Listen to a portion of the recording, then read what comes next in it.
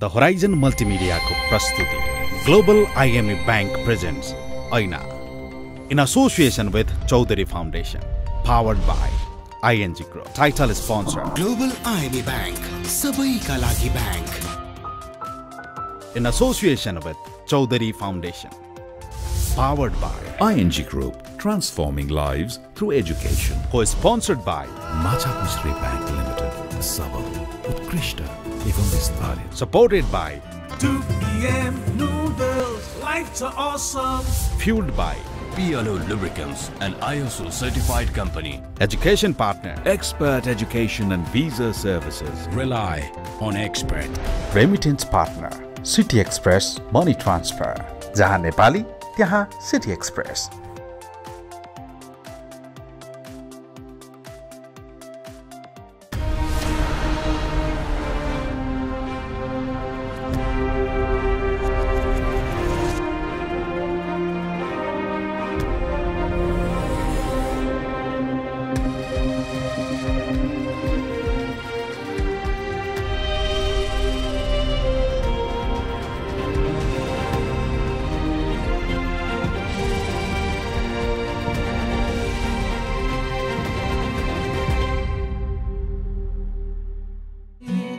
यो देश ठुलो ऐना हो, नियम लिएर यसलाई.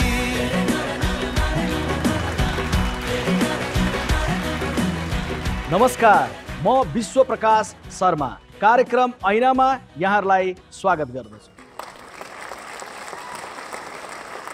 हामी बडो शानले भन्छौँ मान्छे सबैभन्दा सर्वश्रेष्ठ प्राणी हो। यो उपाधि हामीलाई कसले दियो? जनावरले, किराफटाङ्ग्राले, माछाहरूले, चराले? यो उपाधि हामीले आफैलाई दिएका हौँ। हामी आफैले मान्छेलाई सर्वश्रेष्ठ घोषित गर्यौँ। तर हामी सबै मान्छेलाई सर्वश्रेष्ठ मानिरहेका छौँ त? मान्छे भएर मान्छेसँग गर्ने हाम्रो व्यवहार साँच्चै सर्वश्रेष्ठ छ त? छैन। यदि हुँदो हो त हाम्रो समाजमा कुनै जातको मान्छे ठुलो रे, कुनै जातको मान्छे सानो रे भन्ने हुँदैन थियो। मान्छेले मान्छेलाई छुँदा मान्छे नमानिन्। मन्दिर सबैको लागि खुला हुन्थ्यो होला, विद्यालय सबैका लागि समान हुन्थ्यो होला, पानीको धारामा कसैको रगत बग्दैन थियो होला। आफैलाई श्रेष्ठ ठान्ने मान्छेको व्यवहार मानवीयताको तुलोमा जोख्ने हो भने नि जातीय विभेदले हाम्रो श्रेष्ठताको वजन झन झन हलुको बनाउँदै लगेको छ। कार्यक्रम ऐनाको आजको एपिसोडमा हामी जातीय विभेदले थिचिएका, दबिएका, हेपिएका मानिसहरूको कथा भन्नेछौँ र यो दलनबाट बाहिर निस्कने उपायमाथि संवाद गर्नेछौँ। आज हाम्रो स्टुडियोमा विभिन्न समुदायका व्यक्तित्वहरू उपस्थित हुनुहुन्छ। म उहाँहरूलाई सोध्न चाहन्छु, जीवनमा कहिले पनि कहीँ पनि जातसँग सम्बन्धित कुनै प्रकारको विभेद भोग्नु भएको छ स्वयं आफैले? नमस्कार, म दिपा नेपाली। मैले पनि यो काठमाडौँमा कोठा भाडा खोजेर बस्दाखेरि मैले आफै स्वयं जातीय विभेद भोगेको छु। 2076 मङ्सिर 13 गते जब म तारकेश्वर नगरपालिका वडा नम्बर 10 मा कोठा खोज्ने क्रममा मैले त्यहाँ कोठा पाएँ। 2वटा कोठा, 4 भाइ बिना बस्ने भनेर त्यहाँ कोठा पनि पाइयो। कोठा दिँदाखेरि घरबेटीले थर सोध्नु भएन। जब त्यहाँ कोठामा सामानहरू लगेर कोठामा बसियो, बसिसकेपछि घरबेटीको छोरी शर्मिला बिडाडी आएर मलाई तपाईँहरूको परिचय दिनु न भनेर भनिसकेपछि हामी सबै भाइ बहिनीले आफ्नो परिचय दियौँ। परिचय दिइसकेपछि हाम्रो थर उहाँहरूलाई थाहा भयो। हामीले थर पनि लुकाएनौँ। भोलिपल्ट बिहानै हामी सुतेकै थियौँ। उहाँहरूले चाहिँ कोठा ढकढकाएर तपाईँहरू तल्लो जातको हुनुहुन्न रहेछ, कोठा दिनुभन्दा अगाडि थर सोधिएन, अहिले चाहिँ कोठा दिइसकेपछि तपाईँहरूको थर थाहा भयो, तलै जात यहाँ राख्यो भने मेरो घरमा चाहिँ अन्य बस्ने मान्छेहरू पनि बस्दैन, बसेका मान्छेहरू पनि कोठा छोडेर जान्छ भनेर उहाँहरूले चाहिँ हामीलाई तुरुन्तै कोठा छोड्न चाहिँ दबाब दिनुभयो। म करुणा विश्वकर्मा, मेरो घर दोलखा। म चाहिँ अहिले धापासी बस्दै आइरहेको छु। फागुन 2 गतेको घटना हो मेरो। म पनि ठ्याक्कै दिपाजीले भन्नुभयो जस्तै मलाई एउटा फ्ल्याट चाहिएको थियो हाम्रो परिवारलाई। एउटा घरमा चाहिँ फ्ल्याट खाली भएको मान्छेले सामान सार्दै गरेको देखेँ। अनि देखेपछि चाहिँ यहाँ फ्ल्याट खाली भएछ, मलाई पनि फ्ल्याट चाहिएको छ, सोध्नु पर्ला मान्छे देखेपछि भनेर म त्यो दिन हिँडेँ। त्यो सामान सार्दै गर्दा अर्को दिन घरबेटी दाइले चाहिँ मलाई सरसर त्यो फ्ल्याट देखाइदिनु भयो। अनि त्यस पछाडि मैले सेवा सुविधाको बारेमा सोधेँ, उहाँले बताइदिनु भयो। अनि भोलिपल्ट चाहिँ म एडभान्स दिन गएँ होइन। उहाँहरूले भनेअनुसारै उहाँहरूसँग सहमति भएअनुसार मैले चाहिँ 1000 रुपियाँ एडभान्स लिएर गएको थिएँ। अनि घरबेटी दिदी माथि छतमा हुनुहुँदो रहेछ, मैले बोलाएँ, एडभान्स दिएँ, लिनुभयो, खल्तीमा हाल्नुभयो। अनि त्यसरी कहिले सर्नुहुन्छ भनेर सोध्नुभयो। म चाहिँ 2-3 दिनमा सर्छु, मेरो इक्जाम पनि चलिरहेछ भनेर भने मैले। त्यसको भोलिपल्ट मेरो इक्जाम थियो LLB सेकेन्ड इयरको। अनि त्यस पछाडि चाहिँ उहाँले चाहिँ लास्टमा म हिँड्नै लाग्दा चाहिँ मेरो थर सोध्नुभयो, बहिनी साँच्चै तपाईँको जात के हो भनेर सोध्नुभयो। अनि मैले सिधै भनेँ म विश्वकर्मा भनेर। अनि त्यस पछाडि उहाँको अनुहारै अर्को भयो होइन। अनि उहाँ एकदम अन्कनाउनु भयो, म के भनौँ जस्तो गर्नुभयो। त्यति नै बेला उहाँको श्रीमान चाहिँ बाहिर गेटबाट तरकारी लिएर भित्र छिर्नुभयो। अनि उहाँले डाइरेक्ट के सोध्नुभयो भने, हेर्नुहोस् न बहिनीहरूको जात त विश्वकर्मा रहेछ होइन, हामी फ्ल्याट चाहिँ भाडामा दिने कि नदिने उहाँहरूलाई भनेर सोध्नुभयो कि। पछि चाहिँ सरी बहिनी, म तपाईँहरू जात चाहिँ विश्वकर्मा हुनुहुँदो रहेछ, हिजो अस्ति मैले सोध्न बिर्सेछु होइन, मैले एडभान्स पनि लिएँ तर मैले तपाईँलाई कोठा दिन सकिनँ, सरी भनेर मलाई एडभान्स फिर्ता गर्नुभयो। अनि त्यस पछाडि चाहिँ मलाई अपराध भएको महसुस भयो। अनि तपाईँले चाहिँ म माथि ठुलो अपराध गर्नुभयो। म चाहिँ यो मलाई मान्ने भएन, म कानुनको विद्यार्थी पनि हो, म चाहिँ कानुनी उपचारमा जान्छु भनेर त्यो उहाँले दिएको एडभान्स लिन र मैले चाहिँ अहिले प्रहरीमा उजुरी दिएको छु। म दिपक विक, म चाहिँ बाजुराबाट। म आजभन्दा 2 वर्ष अगाडि कक्षा 10मा पढ्दै गर्दा गाउँको नजिकै, हाम्रो घर नजिकै नै धारा थियो, धारामा पानी सुकेको थियो। त्यही छिमेकी क्षेत्रीय बस्तीमा पानी आएर रहेछ। म नि त्यहाँ पानी लिन भनेर गएँ। छेउमा एउटा आन्टीको के घडिया हो कि के त्यहाँ पानी थापेर राखेको रहेछ। अनि म नि अकस्मात झुक्किएर त्यो घडियासँग ठोकिन पुगेँ र त्यहाँ भरि पानी भरिएको रहेछ। उहाँले फेरि त्यो पानी नै त्यहीँनिर फ्याँक्नुभयो। अनि मलाई पनि पिन्नुभयो बेसरी। अनि मलाई भन्नुभयो तल्लो जातको मान्छे यसरी किन छ, त्यस्तै गाली दिनुभयो। अनि कामी सामी के भनेर धेरै गाली दिनुभयो। अनि मैले त्यहाँबाट केही गर्न सकेन त्यहाँबाट। अनि मसँग 1-2 जना साथी पनि थिए। त्यहाँबाट फेरि रुँदै घरमा आएँ। घरमा फेरि मम्मीले भन्नुभयो, मम्मीसँग भने मम्मीले अनि केही गर्न सक्नु भएन, उनीहरूको सबै पहुँच पनि छ, सबै राजनीतिक पावर सबै छ भन्नुभयो। अनि मैले त्यति गर्दा नि मैले सहन सकिनँ। अनि त्यहाँबाट म फेरि मलाई पढाउने शिक्षकमा पुगेँ। सर मलाई एउटा लेटर लेखिदिनु, म के अरे उजुरीको लागि जान्छु भने। मैले किन के भयो दिपक भनी सोध्नुभयो। मैले भने सर म हिजो पानी थाप्न गएको एउटा आन्टीको कागे छुन गएँ, उहाँले मलाई बेसरी पिन्नुभयो, कामी भनेर भन्नुभयो। अनि म त्यहाँबाट त्यो केस लिएर गएँ, फेरि इलाका प्रहरी नि गएँ। तर त्यहाँ नि फेरि उनीहरूकै मान्छे आएर मिलाएर बिचमै के गरिसके मलाई नि केही जानकारी नै नदिएर के होइन सानो केस हो। अनि फेरि मेरो अर्कै गल्ती देखाएर केस पनि स्यामट्याम गर्थेँ। मेरो नाम चाहिँ कमल प्रभात विक, घर चाहिँ मेरो अर्घाखाँची। यो लकडाउन सकिएपछि म काठमाडौँ आएँ। त्यस पछाडि मेरो योभन्दा अगाडि गर्दै गरेको जब चाहिँ गइसकेको थियो। म फेरि कामको खोजीमा थिएँ। कामको सिलसिलामा म बबरमहल एउटा एकजनाकोमा भेट्न गएँ। एउटा लेटर लेख्न लगाइयो अफिसमा मलाई। अनि त्यस पछाडि म लेटर लेखेँ, कन्ट्याक्ट नम्बर छोडेँ। त्यहाँको प्रमुखले चाहिँ मलाई अर्को दिन कल गर्नुभयो, ए भाइ त यस्तो तल्लो जातको रहेछौ नि, हामीलाई त त्यस्तो होइन, अलि सबै किचनतिर पनि हेर्नुपर्ने त्यस्तो खालको मान्छे चाहिएको थियो, नआऊ है तिमी त भन्नुभयो। अनि एकदम नरमाइलो लाग्यो त्यति बेला मलाई। मेरो नाम मोहन विश्वकर्मा, मेरो घर चाहिँ प्युठान। आजभन्दा करिब 4 वर्ष पहिले म गाउँमा हाम्रो कृष्ण जन्माष्टमीको दिन मेला लाग्छ। हामी रोपाई यात्रा मेला गर्छौँ र त्यहाँ एज अ होस्टको रूपमा मैले काम गरिरहेको थिएँ। र मन्दिरमा पूजा गर्ने क्रममा एकजना पण्डितले पूजा गरिरहनु भएको थियो। र पूजा गरिसकेपछि त्यहाँ टिका लगाइदिने चलन हुन्छ सबैजनालाई। र मेरो दाइ पनि एकजना दाजु पर्ने साथमै हुनुहुन्थ्यो। र दाजुलाई उहाँ पण्डितले चाहिँ हातमा सबैलाई टिका लगाइदिइसकेपछि हाम्रो दाइ पर्नेलाई चाहिँ हातमा टिका थाप्न भन्नुभयो। र उति बेला मैले भने, दाजु तपाईँले हातमा टिका थापेर नलगाउनुहोस्, कि त लगाइदिनुहुन्छ भने पण्डित आफै लगाइदिनुहुन्छ, होइन भने हामीलाई किन सबैजनालाई टिका निधारमा लगाइन्छ भने हामीलाई चाहिँ किन हातमा दिने भनेर मैले उति बेला त्यो दाजुको हातबाट टिका आफै पोखिदिएँ। अनि त्यो पण्डितले मलाई अब निशब्द प्रयोग गरेर गाली गर्नुभयो। तपाईँहरूको अनुभवले बताउँछ विभेदको घाउलाई भुल्न सजिलो छैन। आत्मसम्मानमा पुगेको चोटको कुनै हिसाब किताब छैन। मानिस ठुलो दिलले हुन्छ, जातले हुँदैन भनेर पढाइने विद्यालयमा पनि कैयौँ ठाउँमा जातकै आधारमा विभेद भएको देखिएको छ। आउनुहोस् मुकेश मल्लिकको कथा हेरौँ।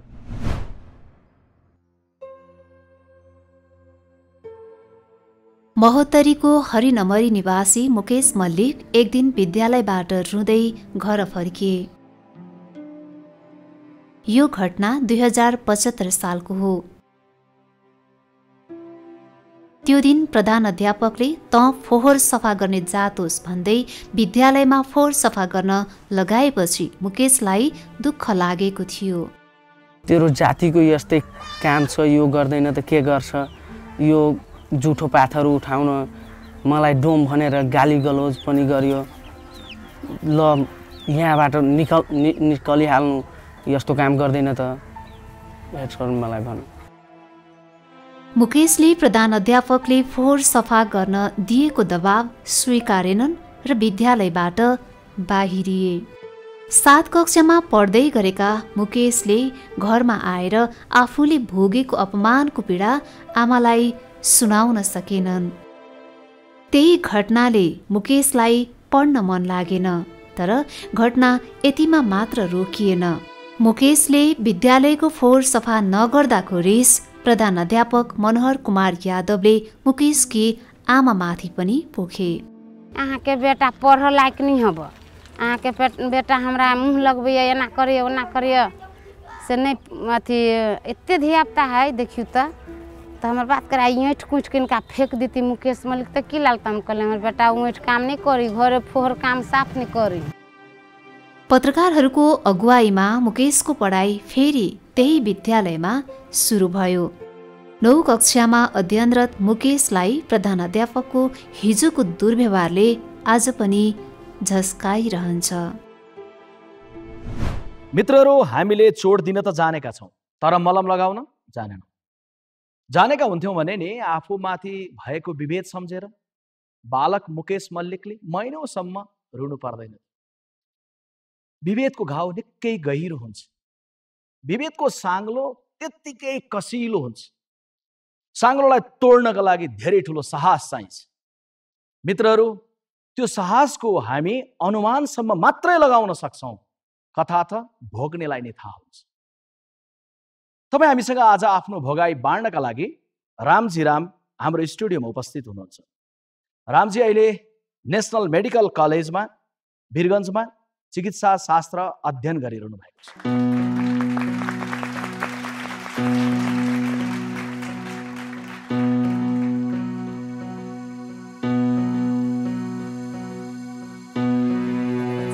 रामजी, कार्यक्रममा स्वागत छ। धन्यवाद सर। पहिलो पटक विभेद जातको कारण जो भोग्नु भएको पुरानो स्मृति कुनै छ? मेरो बुवा आमाहरूले पहिला चाहिँ सिनो हुन्छ नि मरेको जनावरहरू फाल्नुहुन्थ्यो। अनि मेरो आमाहरूले चाहिँ डेलिभरीहरू चाहिँ गाउँघरमा जति पनि प्रेग्नेन्ट वुमेन हुन्छ, गर्भवती आमाहरूको फोहोर सफा गर्ने, उहाँको डेलिभरी सहज तरिकाले गराउने काम गर्नुहुन्थ्यो। यही क्रममा चाहिँ मेरो दादी आमाले सधैँ जानुहुन्थ्यो अनि हामी पनि उहाँ सँगसँगै जान्थ्यौँ उहाँहरूले सिकाएको संस्कार गर्नको लागि। मान्छेहरूले हामीलाई चाहिँ के भन्न थाल्यो, हाम्रो साथीहरूले, हाम्रै गाउँको यादव साथीहरूले चाहिँ के भन्थ्यो, ऊ त मरेको जनावर खाने जात हो, उसँग बस्नै हुँदैन भनेर भन्न थाल्यो। अनि राँगा खाने जात हो भनेर भन्न थाल्यो कि। अनि म बुवालाई भने हामी यस्तो जात छौँ, किन हामी यो खान्छौँ भनेर बुवालाई मैले भने। अनि बुवाले भने त्यसो भए छोडिदिन्छौँ नि हामी भनेर उहाँले। अनि उहाँ त पहिल्यैदेखि छोड्नु भएको थियो, सँगसँगै मेरो आमा र मेरो बुवा छोडिदिनु भयो कि, मासु खानै छोडिदिनु भयो। म पनि राँगा खाना छोडिदिएँ। त्यस पश्चात मैले जाँदा चाहिँ म त खाँदिनँ है, अरूले खान्छ होला। अनि त्यस पश्चात पनि मान्छेले खान्छ त के, जात त त्यही पर्यो नि चमार भनेर क्या, होइन।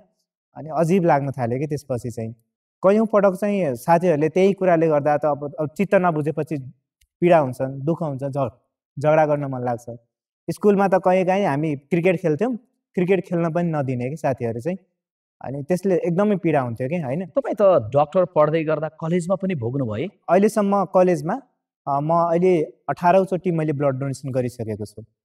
म एक दिन चाहिँ एकजना आमा, उहाँ चाहिँ रिमादेवी आर्थराइटिस हुन्थ्यो, उहाँको 65 वर्ष उमेर थियो।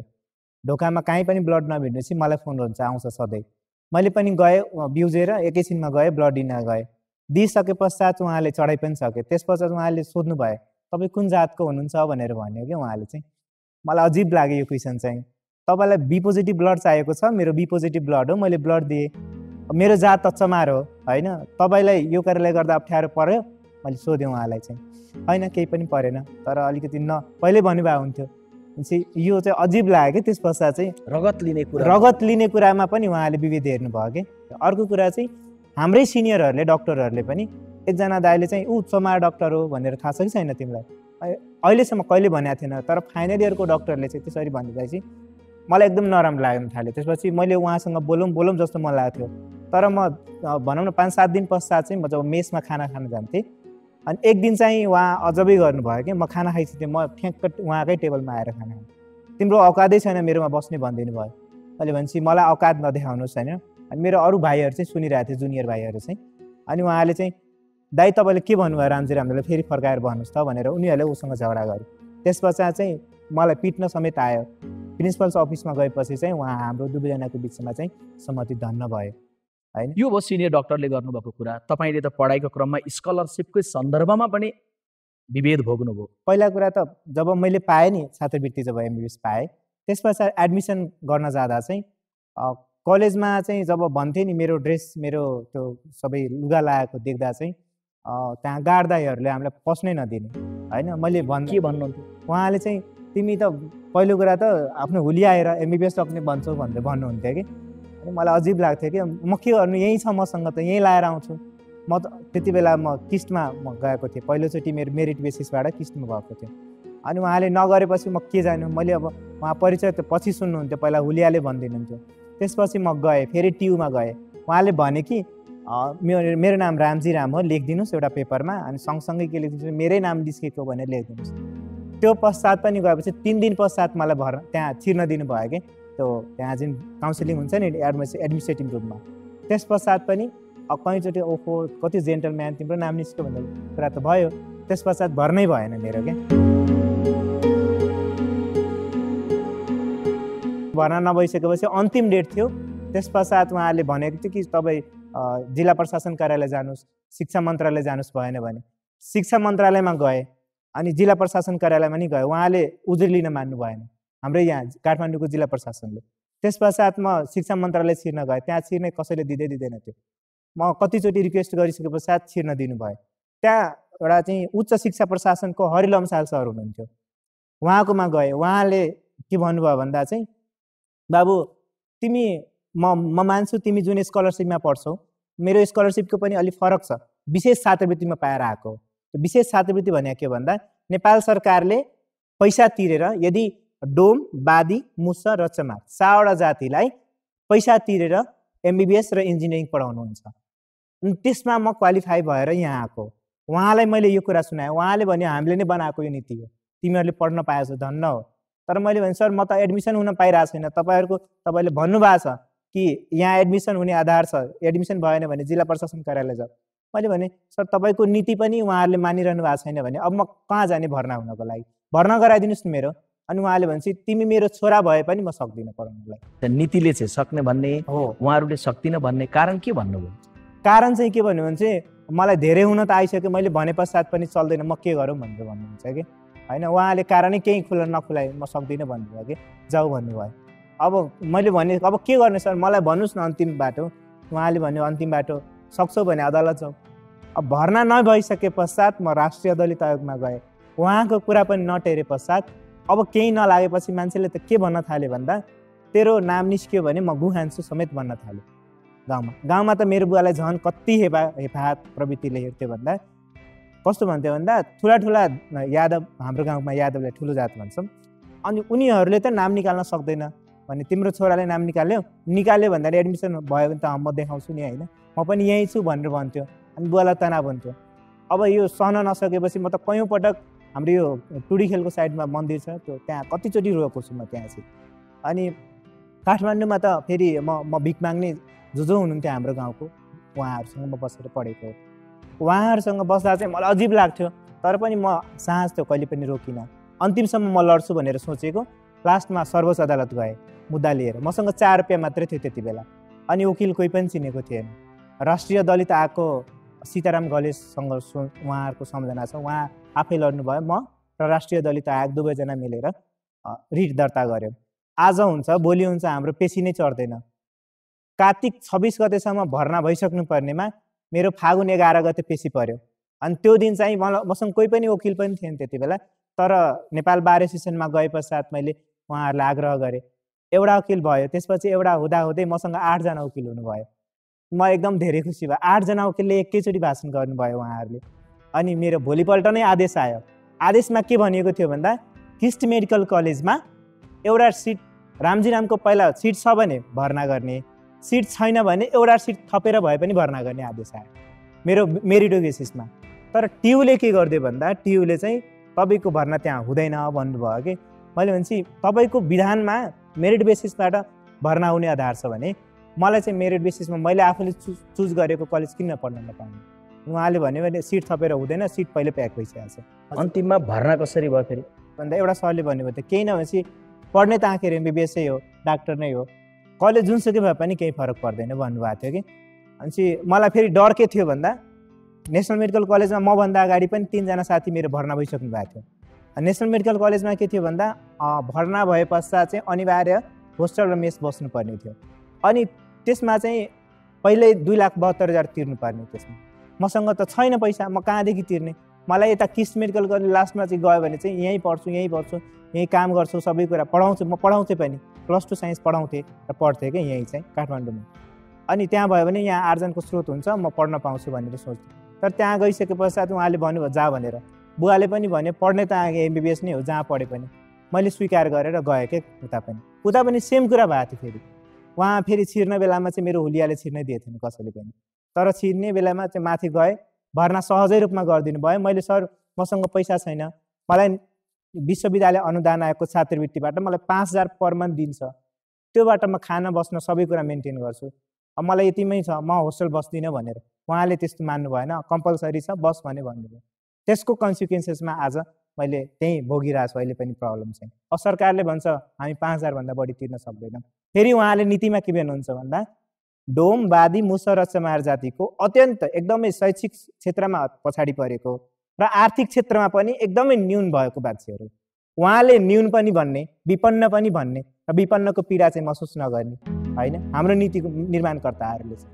अनि हामी चाहिँ कहाँदेखि गर्ने? पढिसकेपछि एउटा मेडिकल डक्टर बन्नुहुन्छ, स्वाभाविक छ, सबैलाई समान ढङ्गले व्यवहार गरेर उपचार गर्नुहुन्छ, त्यो त तपाईँको प्रोफेसनली जिम्मेवारीको कुरो भइगयो। तर रामजी राम त्यो उचाइमा उठिसकेपछि पछाडि छुटेको आफ्नो समुदायलाई उठाउनका लागि तपाईँ केही सपना त देख्नु भएको होला, के गर्नुहुन्छ छुट्टोमा भनिदिनुहोस्।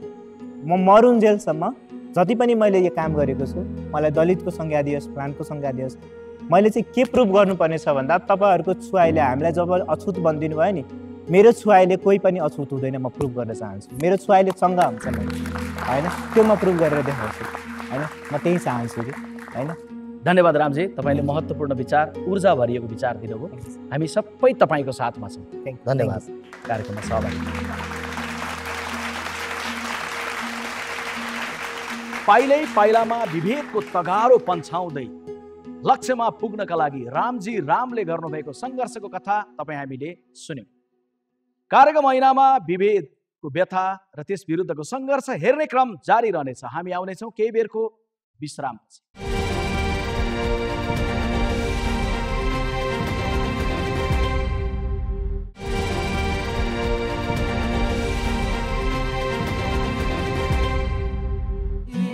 यो देश ठुलो ऐना हो, नियालिएर यसलाई। विश्रामपछि कार्यक्रममा स्वागत छ।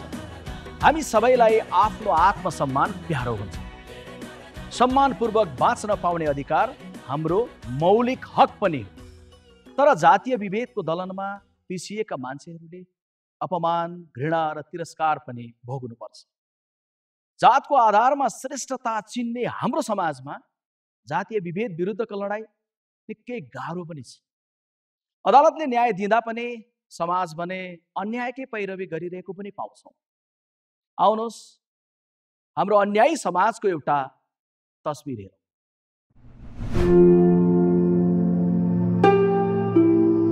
2057 वैशाख 15मा महोत्तरी बर्दिवासको भप्सी टोल स्थित सार्वजनिक धारामा मनिषा विश्वकर्मा पानी भर्न गएकी थिइन्।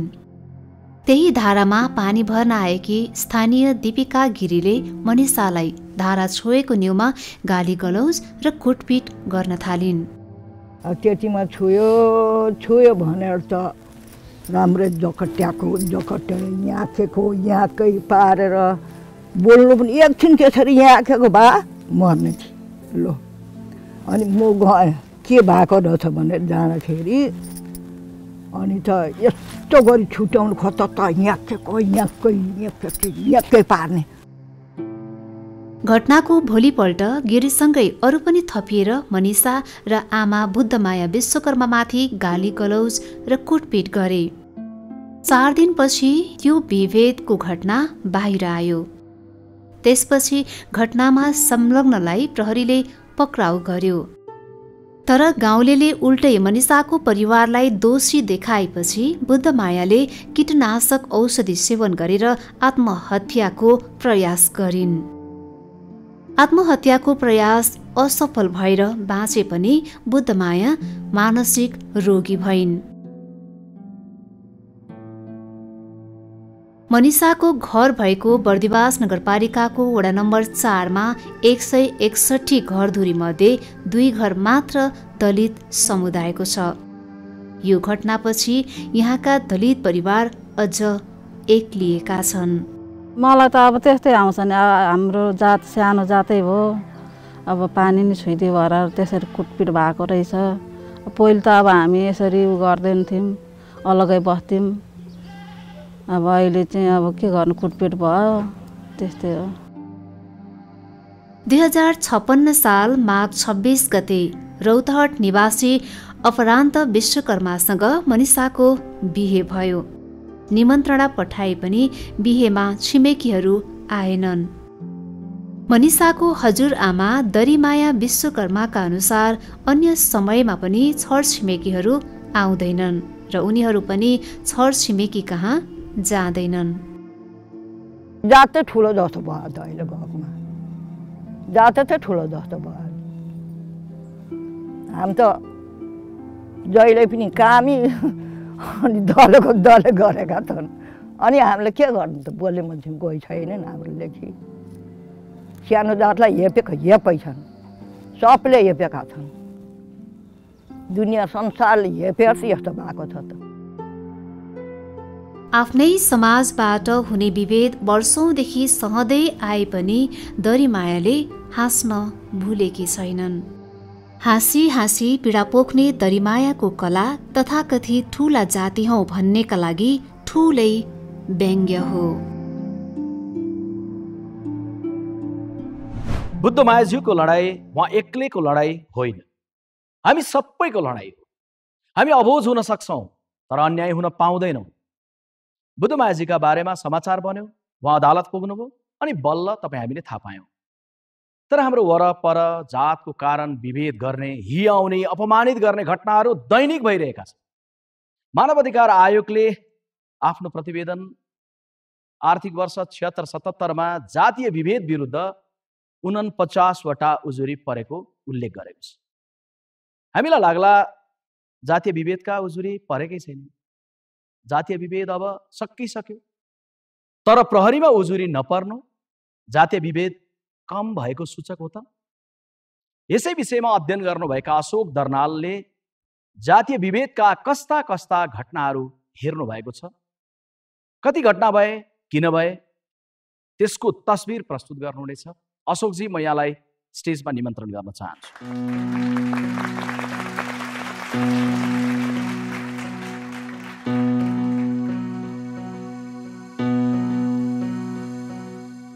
अशोकजी, कार्यक्रममा यहाँलाई स्वागत छ। धन्यवाद। तपाईँहरूले गर्नुभएको अध्ययनमा के विवरण छन्? खास गरी यो लकडाउनको अवधिभर जुन सरकारले घोषित गरेको 5 महिने लकडाउन अवधि थियो, यो बिचमा 753वटा चाहिँ दलितमाथिका ज्यादतीका, हत्याका, हिंसाका, बलात्कारका घटनाहरू चाहिँ लकडाउनको अवधिमा मात्रै 53वटा 5 महिनाको अवधिमा मात्रै। त्यो पनि हामीले 7 प्रदेशमा अध्ययन गर्ने मौका मिलेको थियो। त्यसमा हेर्दाखेरि 78% चाहिँ जातीय छुवाछुतका घटनाहरू मात्रै घटेका छन्। त्यसभित्र पनि 34 जना चाहिँ हत्या गरिएको छ। 34 जना हत्यामा पनि दलित महिला र बालबालिका गरेर 7 जना बलात्कार पछाडिको हत्या गरेको छ। 6 जना दलित बालिकाहरू पर्नु भएको छ।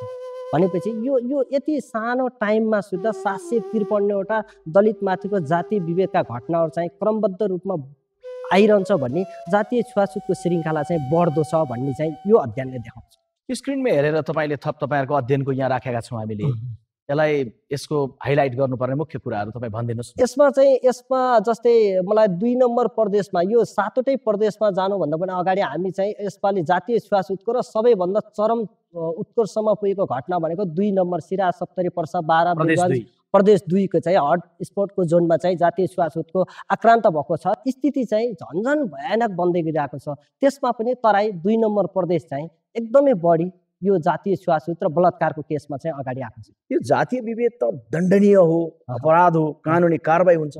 समाजमा यो पुगी अझै सकेको छैन नि, होइन?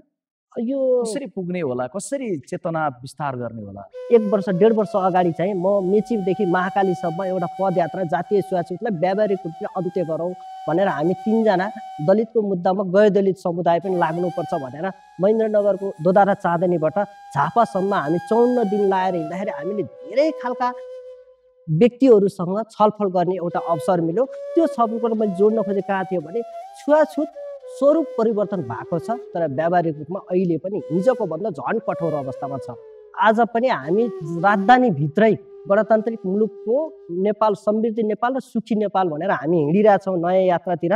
तर हामी कहाँ चाहिँ अहिले पनि डेरा नपाएको, डक्टर जस्तो मान्छेले चाहिँ एमबिबिएस कोटाबाट लड्दाखेरि इक्जाम लिन नपाएको, जातको आधारमा विवाह गर्न जाँदाखेरि सामूहिक र तपाईँको सुनियोजित ढङ्गबाट हत्या गर्ने खालको मनस्थिति बनेको भन्दा कानुन नबनेको होइन, कानुन कार्यान्वयन गर्ने निकायभित्र बसिरहनु भएको ठुलो एउटा तबका छ जस्ता छ। त्यो जस्ताको तबकाको मनस्थिति नै यस्तो खालको सङ्कीर्ण छ। त्यो जति बेलासम्म दलित मुद्दाहरू कानुन त लेखिएका कुराहरूलाई व्यावहारिक रूपले कार्यान्वयन गर्ने तहसम्म जान सक्दैन, दलित समुदायको आज मात्र होइन कि अझै 20 वर्ष पछाडि गए पनि यस्तै खालको स्थिति चाहिँ भए नै स्थिति देखिन्छ। सामाजिक रूपमा, आर्थिक रूपमा र सांस्कृतिक रूपमा दलितहरूको पक्षमा लेखिएका ऐन कानुनहरू जसरी अहिले मुलुकको ऐन संविधानको धारा 40 र 24 व्यवस्था गरिएको छ, त्योलाई पूर्ण रूपले व्यावहारिक रूपले कार्यान्वयन तहमा गयो भने मलाई लाग्छ कार्यान्वयन तहमा जानै सक्दैन। किनकि सबै जातीय छुवाछुतका अपराधीहरू भनेको चाहिँ पोलिटिकलाइज राजनीतिकरण छ। सबै ओडामा अहिले अङ्गिरा पासीको घटना हेरौँ, नवराज विकको घटना हेरौँ, तराईको मल्लरा सदाको उसको घटना हेरौँ, हामीले त्यहाँनिर हेर्दाखेरि के देखिन्छ भने सबै राजनीति दलका कार्यकर्ताहरू प्रत्यक्ष रूपमा घटनामा जोडिरहनु भएको छ। त्यो राजनीतिक दलको व्यक्तिहरूको हाबीका कारणले गर्दाखेरि छोपिएका दलितका पक्षमा जेन्युन खालका अपराधिक मनस्थितिबाट हिरासतमा पुगेका मान्छेहरू पनि छुटकारा पाउने केसहरू भइरहेछ। जसले भोगिरहनु भएको छ उहाँहरूको त समस्या भयो नै, तर के यो उहाँहरूको मात्रै समस्या हो र? 60 वर्ष अगाडि पशुपतिको ढोका, पशुपति मन्दिरको ढोका त प्रवेश थिएन नि त। धेरै खालका शक्तिपीठहरूमा अहिले पनि दलितहरूलाई ढोकामा त्यो खालको बन्दी छ नि। किन त्यो कहाँबाट गाइडेड छ, कहाँबाट त्यसको सञ्चालित छ भन्दा धर्मग्रन्थमा आधारित छ। हामी कहाँ टेक्ने, हामीलाई मान्छे सरह पनि नगर्ने चाहिँ अझैको पनि विभेदको खाडा भनेको धर्मग्रन्थमै छ। तर बिस्तारै त्यो खालको पुस्ता यति तयार भइसक्यो। अहिले 13.8 जनसङ्ख्या दलितको छ। मलाई लाग्छ 13.8 मा चाहिँ 9.5% चाहिँ दलितहरूको एजुकेटेड भइसकेको छ। त्यो भएको कारणले गर्दाखेरि राजनीतिक रूपमा, आर्थिक रूपमा, सांस्कृतिक रूपमा, शैक्षिक रूपमा दलितको प्याकेजमै समाधान जानी तरिकाले लिएर जानु पर्यो। त्यो तहबाट गयो भने मात्रै दलित मुक्तिको चाहिँ हल हुने सम्भावना देखिन्छ। यो कुराहरूलाई लिएर जानला प्रमुखतः राजनीतिक दलहरू नै अगाडि आइदिनु भयो र कमिटमेन्ट गरिदिनु भयो र त्यसलाई व्यावहारिक रूपमा कार्यान्वयन गरिदिनु भयो भने एउटा खालको सहज बाटोमा हिँड्न सक्छ भन्ने नै हो। अशोकजी, कार्यक्रममा सहभागिताका लागि म तपाईँलाई धेरै धन्यवाद दिन चाहन्छु। सदियौँदेखिको जातको साङ्लो चुडाउन सजिलो पक्कै छैन, तर हामीले कति प्रयास गरिरहेका छौँ त्यसमा भर पर्छ। यो प्रश्न हामीले आफैलाई गरेका छौँ। समाचार बनेर नआउन्जेल विभेदलाई नदेख्ने हाम्रा नजरहरूलाई प्रश्न गरौँ। अहिलेलाई एउटा छोटो विश्राम।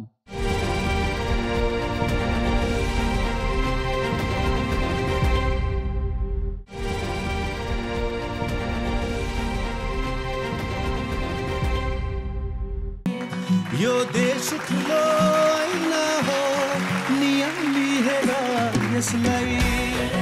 विश्रामपछि कार्यक्रममा स्वागत छ। मित्रहरू, मान्छेको परिचय जात मात्रै होइन, उसको काम हो नि त मूलत। कर्मशील व्यक्तिले नै यो संसार उज्यालो बनाएका छन्।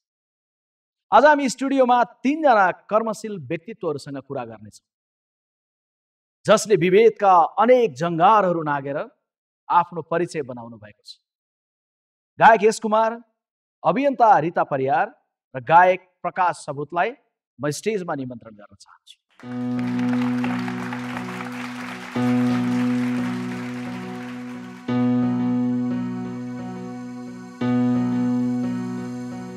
यहाँहरू 3 जनालाई म कार्यक्रममा स्वागत गर्न चाहन्छु। धन्यवाद। यसै तपाईँबाट सुरु गरौँ। आज एउटा पहिचान, एउटा उचाइमा हुनुहुन्छ, यहाँसम्म आउँदै गर्दाखेरि कहीँ न कहीँ केही न केही त भोग्नुभयो होला। तपाईँको अनुभव छुट्टोमा सुनौ न। मलाई प्रत्यक्ष रूपमा त मलाई कसैले चाहिँ जसरी हाम्रो साथीहरूले भोग्नु भएको छ गाउँघरमा, कसैलाई मन्दिरमा, कसैलाई होटेलमा, कसैलाई धारामा जुन तरिकाको विभेद भयो, त्यो प्रकृतिको चाहिँ मैले भोगेको छुइनँ। किनभने म सानै काठमाडौँमा आएपछि फेरि आफैले हर कार्य आफैले गरिरहेको कारणले गर्दाखेरि त्यस्तो खालको परेन। किनकि समयले त्यो खालको अवस्था नै मलाई दिएन। तर अब क्षेत्रको कुरा गर्नु पर्दाखेरि म स्वयं आफैले भन्दाखेरि पनि अब बेला बेलामा न्युजमा आउने गरिन्छ, अब कि हिरोइनले यस्तो गर्यो, यस्तो भने मुख छाड्यो भनेर होइन, अथवा गाली गरेर। हाम्रो अस्ति भर्खर मैले एउटा न्युजमा हेरेँ कि हाम्रो उत्सव रसाइली भाइलाई चाहिँ गाली गलौज नै जातिगत रूपमा नै जर्नलिस्ट हुनुहुन्छ भन्दाखेरि मलाई पनि कता कता होइन, मेरो क्षेत्रमा पनि यस्तो छ र मेरो पेसामा पनि यस्तो हुन्छ र म आफै सोच्न बाध्य भइरहेको थिएँ। मलाई लाग्थ्यो कि म त्यस्तो छैन, मेरो पेसामा चाहिँ कि कलाकारको जात हुँदैन, कलाकार भनेको सार्वजनिक चिज हो होइन भन्ने लाग्थ्यो। तर म अलिक कता कता गलत छु कि जस्तो पनि मलाई भान हुन्छ। रिताजीको अनुभव सुनौ न। म चाहिँ गोर्खाबाट बिलङ गर्छु अनि गोर्खामा चाहिँ यो जातीय विभेद एकदमै बढी थियो पहिला। एकचोटि घटना भइरहेछ, म मन्दिर जान लागिरहेको थिएँ, बिहान उठेर नुहाएर होइन सफा कपडा लाएर साथीहरूसँग, तर साथीहरू सबैलाई भित्र छिर्न दियो, मलाई चाहिँ दिएन। अनि त्यो बेलामा म आँखाभरि आँसु बनाएर फर्किएँ होइन। तपाईँलाई मन्दिरको ढोकामा रोकिएको भन्नुभयो? हजुर, ढोकामा। कहाँको कुरा, कहिलेको कुरा? यो त धेरै वर्ष पहिलाको कुरा नै भयो। गोर्खामा म अब त्यो बेलामा 10-11 वर्ष हुँदाको कुरा। अनि त्यसपछि अहिलेसम्म मन्दिर नै जाँदिनँ कि मलाई पूजा गर्ने प्रति आस्था नै छैन। किनभने यही यो हाम्रो लागि नै होइन देउता भन्ने त्यो बेलामा मलाई कन्सेप्ट बस्यो होइन। अनि म अहिलेसम्म देउता मन्दिरमा जाँदिनँ। म आमालाई लिएर गइदिन्छु होइन उहाँहरूलाई घुमाउन, तर म आफै चाहिँ मन्दिरमा जाँदिनँ। अब सोसियल मिडियाहरूमा अब जस्तै केटाहरूले फेसबुकमा यताउता म्यासेज गर्ने, रिप्लाई गरेन भने चाहिँ के भन्ने, ए तिमी जति राम्री भए पनि दमिनी हौ क्या र, यस्तो लाइक मेन्टली टर्चरहरू गरिराख्ने, यी विभिन्न कुराहरू सहेर नै हामी यहाँसम्म आइरहेछौँ होइन। प्रकाशजी, नाम प्रकाश भए जस्तै प्रकाश त एउटा पहिचान भएको छ, तर यो प्रकाशसम्म आउँदै गर्दा अँध्यारो अँध्यारो कस्तो कस्तो गुज्रेर आउनुभयो यस्तै विभेदको सन्दर्भमा? घटना चाहिँ कहाँ घट्छ भने जहाँ विद्रोह हुन्छ, जहाँ प्रश्न गरिन्छ। तर म जन्मेको समय र म जन्मेको स्थानमा चाहिँ त्यो एउटा चुपचाप एउटा सिस्टममा चलिरहेको थियो क्या। त्यहाँनिर हामी सबै त जस्तो ब्राह्मण क्षेत्री पनि हुनुहुन्थ्यो, जनजाति पनि हुनुहुन्थ्यो, दलित समुदाय पनि हुनुहुन्थ्यो। उहाँहरूको आफ्नो आफ्नै लेयर स्पष्ट थियो क्या। हुन्छ नि, अब उहाँहरू भनेको ठुलै हो, जनजातिलाई ब्राह्मण क्षेत्री भनेको ठुलै हो भन्ने लाग्थ्यो होइन। हामी दलितहरूलाई चाहिँ फेरि जनजाति भनेको हामीभन्दा अलि एक स्टेप माथि भन्ने लाग्थ्यो। त्यो चुपचाप चलिरहेको थियो। त्यो चुपचाप चलिरहेको ठाउँमा अहिले कस्तो छ? कहाँको कथा हो? एकदम चुपचाप। यो बागलुङ जिल्लाको उत्तरी भेग पर्छ धम्जा भन्ने ठाउँमा। अनि मेरो हजुरबा बुवासम्म आउँदासम्म चाहिँ त्यो एकदमै चुपचापै चलिरहेको थियो कि। त्यो स्पष्ट हामी मन्दिरभित्र छिर्न हुँदैन भन्ने कुरा हामीलाई स्पष्टै थाहा थियो, अथवा हाम्रो बुवाहरूले त्यो हजुरबाहरूले त्यो कुरालाई चुपचाप स्वीकारिरहनु भएको थियो, स्पष्ट थियो। भनेपछि त त्यो पर्टिकुलरली एउटा दुईवटा विभेदको घटना भन्दा पनि त्यो समाज नै त्यस्तो विकराल, समाजमै त्यसरी चाहिँ मैले आवाज नउठाउँदासम्म अथवा मैले चेतना नसम्हाल्दासम्म 6-7 कक्षा पढ्दासम्म त हामीले चुपचाप मान्थ्यौँ नि। म साथीकोमा मिल्ने साथीकोमा गएर बाहिर नै बस्थेँ, त्यो स्वाभाविक लाग्थ्यो। आफ्नै साथीको बिहेमा गएर हामी कतै चाहिँ बारीको पाटातिर बसेर टपरीमा खाना खान्थ्यौँ, हामीलाई अलग्गै राखिन्थ्यो, रमाइलो गर्थ्यौँ, तर हामी अलग्गै बस्थ्यौँ। त्यो स्वाभाविकै लाग्थ्यो एकदमै। त्यो हाम्रो पुस्ता त हाम्रो धेरै लामो एउटा चाहिँ पुस्ता त त्यसरी नै गुज्रियो नि त होइन, धेरै नै पछाडि पऱ्यो नि त। त्यो मानसिक असर त मैले आजको दिनसम्म पनि भोगिरहेको हुन्छु नि त। आज पनि साथीकोमा गएर बसौँ कि नबसौँ, भित्र चिया खाऊँ कि नखाऊँ। चिरपरिचित गायक प्रकाश सपुत आउनुभयो भन्ने हिसाबले घरमा वेलकम हुन्छ, त्यहाँ के पहिलाकै हिसाबको ज्ञान छ? आज एकदमै फ्रेङ्कली भन्नुपर्दा त उहाँहरूको मायामा त्यस्तो कुनै कमी हुँदैन। मेरै गाउँको कुरा गर्ने हो भने सबैजनाले एकदमै माया गर्नुहुन्छ, एउटा कर्मको हिसाबले एकदमै रेस्पेक्ट गर्नुहुन्छ। तर त्यो जुन मैले अगाडिको फर्मेट भने नि, त्यो फर्मेट चाहिँ आज पनि उस्तै नै छ जस्तो लाग्छ मलाई। उहाँहरूले पनि हार्दिकताका साथ मलाई जाम भित्र बसौँ खाम भन्न सक्नुहुन्न होइन, र म पनि जबरजस्ती उहाँहरूको घरमा भित्र म तिमीहरूको घरमा जान पाउनुपर्छ भनेर जबरजस्ती छिर्दिनँ होइन। मैले भने मेरो एकजना छिमेकी सुब्दार्नी बजैले कहिले पनि मेरो बुवाले छोएको खानु भएन होइन, कहिले पनि हामीले छोएको खानु भएन। तर मेरो बुवा विदेश जाँदा उहाँले चाहिँ टुकी फुकालेर बाटो खर्च भनेर दिनुभयो होइन। त्यो खालको एउटा चाहिँ एउटा अन्तर्विरोध टाइपको एउटा हाम्रो विद्रोहाभास टाइपको संवेदनाहरू समाजसँग कनेक्टेड भयो होइन। हामीलाई त्यो एकदमै विभेद छ, तर त्यो एकदम व्यवस्थित तरिकाको विभेद छ क्या। मतलब त्यो हाम्रो जीवनशैली चाहिँ त्यसरी हुँदै आयो। र अहिले चाहिँ के लाग्छ भने त्यो त एकदमै गलत हो। त्यसले गर्दा हामी त हाम्रो मानसिक असरमा, हाम्रो जीवनशैलीमा हाम्रो पुस्ता त धेरै पछाडि पर्यो होइन। आज पनि जाँदाखेरि त्यो समस्या चाहिँ हुन्छ नै। मित्रहरू, एउटा उचाइमा एउटा पहिचानमा पुगिसकेर पनि फेरि पनि गाउँमा या कुनै न कुनै ठाउँमा त्यही प्रकारको मनोविज्ञानको पीडा उहाँहरूले भोगिरहनु भएको छ। यसकुमारजीबाट सुनौ न। यसकुमारजी, तपाईँले जुन सिर्जना सुरुमा राख्नुभयो, यस तपाईँको त नाम जस्तै चम्केर गयो, त्यसले प्रभाव कस्तो छोड्यो? मलाई अलिकति फ्ल्यासब्याकमा जान मन लाग्यो। यो नेपालमा कुन शताब्दीमा कसको पालामा यो छुवाछुत भित्रियो भन्ने कुरामा क्या मैले पढेको हिसाबमा राणाकालदेखि होइन, जङ्गबहादुर राणाको विषय पनि उठ्छ त्यहाँ। जङ्गबहादुर राणाले लागू गरेदेखि भन्ने कुरा आयो होइन। यदि त्यस्तै हो भने राणा शासन त हटिसक्यो नि। राणा शासन राणाले बनाएको नियमहरू त सबै सकियो नि। त्यो छुवाछुत चाहिँ किन बाँकी राख्यो? सती प्रथा चाहिँ हटाउन मिल्ने, त्यो पनि एउटा संस्कार हो नि त, यही समाजले सिर्जना गरेको प्रथा हो नि त। त्यो चाहिँ किन हटाइयो त? अहिलेसम्म राखे भए हुन्थ्यो नि त, संस्कारै हो त त्यो पनि। गर्वका साथ चलाइ मान्थ्यो हिजोको दिनमा। किन हटाइएन भने त्यसमा सबैका छोरीहरू, सबैका आमा बुहारीहरूलाई जिउँदै जलाइन्थ्यो। जसका छोरी चेलीहरू जलाए ती अपर कास्टकाहरूको लागि त्यो त राम्रो कुरो भएन। दलितको मात्रै मर्या भए त ठिक छ, दलितको मात्रै छोरी चेलीलाई जिउँदै जलायो भए त ठिक छ, तर त्यसमा हाम्रो पनि जलिरहेछन् भने यो राम्रो छैन। यो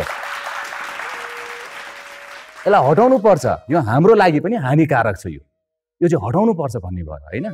तपाईँले भने जस्तै दलित समुदायका छोरीचेलीहरू मात्रै जलाइने गरेका थियो भन्दा सायद अहिलेसम्म पनि अर्को सती प्रथा हो। अहिले हाम्रो दलितका छोरी चेलीहरू मात्रै बोक्सीको आरोपमा मारिएका छन्। अहिले हजुरले भन्नुभयो जस्तै मानव त समाजको सबैभन्दा चेतनशील प्राणी हो नि त। यदि मान्छेको उत्पत्तिलाई हामीले मान्यता दिने हो भनेदेखि धर्मको हिसाबमा एउटा शैली छ, साइन्सको हिसाबमा एउटा शैली छ। साइन्सको हिसाबमा हामी मान्छौँ भने अफ्रिकाबाट हामी उत्पत्ति भएरै छौँ। धर्मको हिसाबमा चाहिँ हामीले हिन्दू धर्मले हामीले मानेको रहेछ। ब्राह्मणवादलाई लादिएर हामीलाई दलित बनाइएको छ। ब्राह्मणवादले के भन्छ? ब्राह्मण, क्षेत्री, वैश्य, शूद्र शरीरको रूपमा नापेको छ नि त। शूद्र भनेको खुट्टा हो अरे, पैताला हो अरे। शूद्र पैताला हो भनेदेखि देशको हिसाबमा तराईलाई छुट्याइदिउँदा सगरमाथाको भ्यालु के हुन्छ? तराई छ र त सगरमाथा छ। यदि ब्राह्मण, क्षेत्री, वैश्य चाहिँ यसरी उभिएको छैन, खुट्टा छैन भने त्यो मान्छे कसरी उभिन्छ? खुट्टा छ र त त्यो मान्छेको उचाइ छ, त्यो मान्छेको भ्यालु छ। यति त सोचाइ छ नि होइन हाम्रो, यति त हामी बुझ्न सक्छौँ नि। हामी एउटै हावा लिएर बाँचेका छौँ, एउटै पानी पिएर बाँचेका छौँ, एउटै समाजबाट हामी गर्व गरेका छौँ। पहिलो जात त हाम्रो नेपाली हो नि, त्यसको हिसाबमा ठुलो जात र सानो जातको कुरा आएको छ।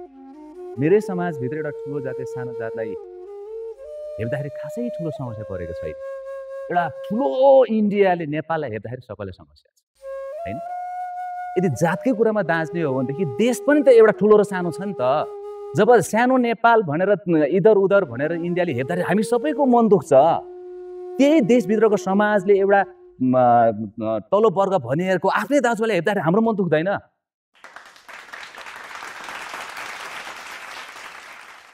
पहिला हामी बलियो बनाउँ न, हामी एकजुट बनाउँ न, एउटा शक्ति बनाउँ न। पहिला हामीले कार्यक्रम ऐना मार्फत छलफल बहस गर्न के चाहिरहेका छौँ भने यो देशमा राजनीतिक परिवर्तन धेरै भए, आर्थिक समुन्नतिको दिशामा पनि केही कामहरू अगाडि बढे, तर यस्ता विषयहरू छन् जुन विषयलाई सम्बोधन नगरेर हामी बिर्सिरहेका छौँ।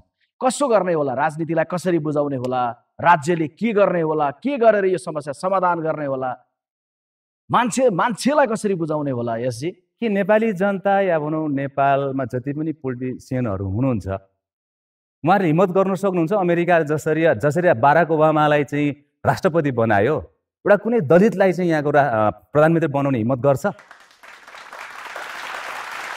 त्यो हिम्मत छ हाम्रो नेपाली जनतामा अथवा नेपाली सरकारमा? त्यो हिम्मत छ? ल त देखाओस् त एकचोटि। जो सत्तामा छ, जो ठाउँमा छ, त्यसले जे गरे पनि हुन्छ। अलि पछाडि जाउँ हामी। म नाम ठ्याक्क तोक्न चाहन्न। एकजना पाण्डे थरका एकदमै ठुलो डक्टर हुनुहुन्छ, तर उहाँ वास्तवमा पाण्डे हुनु नथ्यो। पहिला दरबारमा नजिक भएको कारणले गर्दाखेरि उहाँको आमा त्यहाँको सुसारे भएको कारणले गर्दाखेरि साह्रै खुसी भएर चन्द्र शमशेरले चाहिँ ल साह्रै खुसी छ, म तिमीलाई के उपहार दिउँ भनेर आमाले मलाई सानो जातबाट ठुलो जात बनाइयो सर, ठुलो जात बनाइ बक्सियोस् भनेपछि उसलाई पाण्डे बनाइयो। भनेपछि जात भनेको त एउटा पद जस्तो रहेछ, एउटा उपनाम जस्तो, पुरस्कार जस्तो रहेछ, दिन मिल्ने रहेछ नि त जात भने त। मलाई अचम्म के लाग्यो भने यहाँ हामी ठाडो भाषामा सम्बोधन गरेर कामी भने के, दमै भने के, सार्की भने के, बादी भने के, चमार भने के भनेर खोजी निदै गरिरहेको छ। जस्तो प्रकाशले फलामको काम गर्छ त्यो कामी हो, यश कुमारले सिलाइ काम गर्छ त्यो दमाई भन्ने कुरो थाहा छ। हजुर शर्मा हुनुहुन्छ, हजुरले के काम गरेर शर्मा हुनु भएको छ? हजुरलाई थाहा छ हजुर किन शर्मा हुनुहुन्छ? म त प्रष्ट छु, अरूको नाङ्गो शरीर ढाक्ने काम गरिरहेको छु कपडा सिलाएर। प्रकाश प्रष्ट छ, थाल बनाएछ, लडाइँ खेल्न तरबार बनाएछ, राष्ट्रकै लागि योगदान गरिरहेछ, बनाइरहेको छ। म त प्रष्ट छु, म किन दलित भएँ, म किन प्रकाश किन कामी हो, म किन दमाई भन्ने कुरो म प्रष्ट छु। हजुर कतिको प्रष्ट हुनुहुन्छ भन्ने प्रश्न हो क्या। तपाईँको जातमा तपाईँ कतिको प्रष्ट हुनुहुन्छ? यो अहिले गोल्ड स्टार जुत्ताको साउ के हो? दलित हो? जुत्ता बनाइरहेछ, जुत्ता बनाइरहेछ गोल्ड स्टारले। अनि भ्याली कोल्ड स्टोर, मासु पसल भ्याली कोल्ड स्टोर, ऊ त अप्पर कास्ट हो, उसको जात के हो? मासु के भनिन्छ? अब यो मानसिकता चाहिँ मान्छे आफैमा चाहिँ श्रेष्ठ हो है। यसलाई कुनै यो जात भनेर तल र यो जात भनेर माथि भनेर छोड्ने मनोविज्ञान बनाउनलाई थप के गर्ने होला? नेपालमा एउटा संस्था छ, सरकारी संस्था परोपकार भन्ने। त्यो परोपकारभित्र जानुभयो भने त्यसमा आमा बुवा नभएका जति पनि सडक बालबालिकाहरू छन् उनीहरूलाई त्यहाँ आश्रय दिइन्छ, उनीहरूलाई एउटा पहिचान दिइन्छ। त्यहाँ आँखा चिम्से भएका मङ्गोलियनहरू पनि छन्, नाक चुचे भएका आर्यनहरू पनि छन्, सबै मिक्स छन्, तराईकाहरू पनि छन्, तर तिनीहरूको जात एउटै हो, नेपाली। किन आमा बाउको ठेगान छैन नि त। त्यो फोहोरको डङ्गुरमा भेटिएको बच्चाको जात के हो? यदि उसलाई कुनै ब्राह्मणले लगेर पाल्यो भने नागरिकताको रूपमा उसले बाउको नाम दियो, ऊ त ब्राह्मण भयो त, सिधा प्रष्ट छ नि त। भनेको यो त खालि एउटा लाइसेन्स जस्तो मात्रै रहेछ, ड्राइभिङ गरेर तिमी लाइसेन्स जस्तो मात्रै, जात त केही पनि होइन भनेको प्रष्ट छ नि त बाबा। अब रिताजीमा म जान चाहेँ, अहिले यस कुमारजीले बडा महत्त्वपूर्ण रूपमा राख्नुभयो। तपाईँहरूले अभियानको क्रममा आफैले भोग्नुभएका अरू कुनै अनुभवहरू छन्? 2063मा जब हाम्रो चाहिँ यो संविधानमा पनि अब जातीय विभेद गर्न पाइँदैन भनेर संविधानमा आइसकेपछि पनि नीति नियममा आए पनि व्यवहारमा त जस्ताको तस्तै रहेछ होइन। अनि त्यो हिसाबले हामी के गर्ने भने हामी साथीहरू चाहिँ पदयात्रा सुरु गरेका थियौँ चाँदनी दोधारादेखि नै होइन। अनि त्यहाँ चाहिँ सुरुमा भेट्दा चाहिँ कस्तो भयो भने सुरुमा भेट्दा नै एउटा सुनार दाईले नै मेयर हुनुहुन्थ्यो, उहाँले टिका लाएर हामीलाई यो सुरु गर्यो हामीले यो यात्रा पदयात्रा। अनि मलाई एकदमै खुसी लाग्यो, म त एकदम सुदूरपश्चिममा गएर पनि हाम्रो दलित दाजुभाइहरू चाहिँ अगाडि बढिसक्नु भएको रहेछ भनिन्छ नि। त्यो एउटा पहाड चढेपछि मात्र अरू ठुलो ठुलो पहाडहरू देखिन्छ भनेर त्यो हिँड्ने क्रममा हामीले यस्तो विभेद देख्यौँ नि प्रकाश दाई। त्यो तपाईँको मान्छेले दलितले हेऱ्यो भने त्यो भैँसीले दुध दिँदैन भन्ने के यस्तो मिथिकल कुराहरू। अनि तपाईँको त्यो दलित खेतबारीमा हिँड्यो भने बाँझो हुन्छ, खेती नै उत्पादन हुँदैन। यति धेरै त्यो नचाहिने कुराहरू कहाँबाट ल्याएर जमानादेखि ल्याएर त्यो दलितहरूलाई पिल्दै मनोविज्ञानको विरुद्धमा तपाईँहरूको अभियानले के गरिरहेछ, त्यसमा हामी सबै कसरी सहकार्य गर्न सक्दछौँ? अब जातीय विभेद र छुवाछुत, विभेद भनेको तपाईँको हरेक बाहुनमा नेवारमा छेत्रीमा सबैमा विभेद छ नि तपाईँहरूको एक प्रकारको। अनि त्यसपछि अब छुवाछुत चाहिँ अझ झनै अब एक्सट्रिम लेभलको भयो। यो सबै विभेद र छुवाछुतलाई व्यावहारिक रूपमा अन्त्य गरौँ भन्ने हाम्रो ट्याग थियो, हाम्रो लोगो थियो पदयात्राको।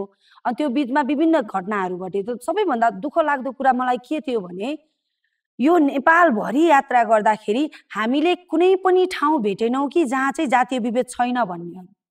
स्थानीय लेभलमा जानुभएका दलित निर्वाचित भएर जानुभएका दलितका त्यहाँ सदस्यहरू पनि उहाँहरूले पनि विभेद भोग्नु परेको छ कि हामीले कस्तो घटनाहरू सुन्यौँ भने अब नन दलितबाट चाहिँ अब हाम्रो बुवा आमाले मान्नुहुन्थ्यो अब हामी मान्दैनौँ भन्नुहुन्छ उहाँहरूले।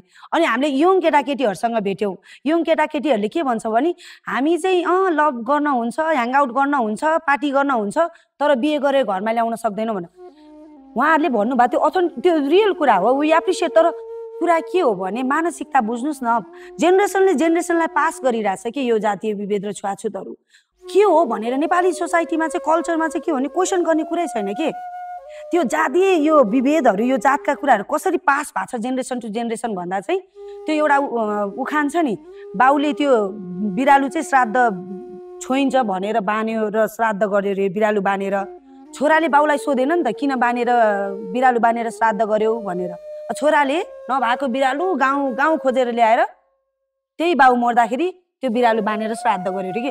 त same system goes to caste सिस्टममा भन्न खोजे, किनभने मान्छेलाई यो कास्टको बारेमा थाहा नभइकन मान्छेले बाउले जे गर्यो फेरि त्यही छोराले गर्दै यस्तो तरिकाले पास भइरहेछ कि क्वेसन न्यू जेनेरेसनहरूले पनि गर्नु भएको छैन।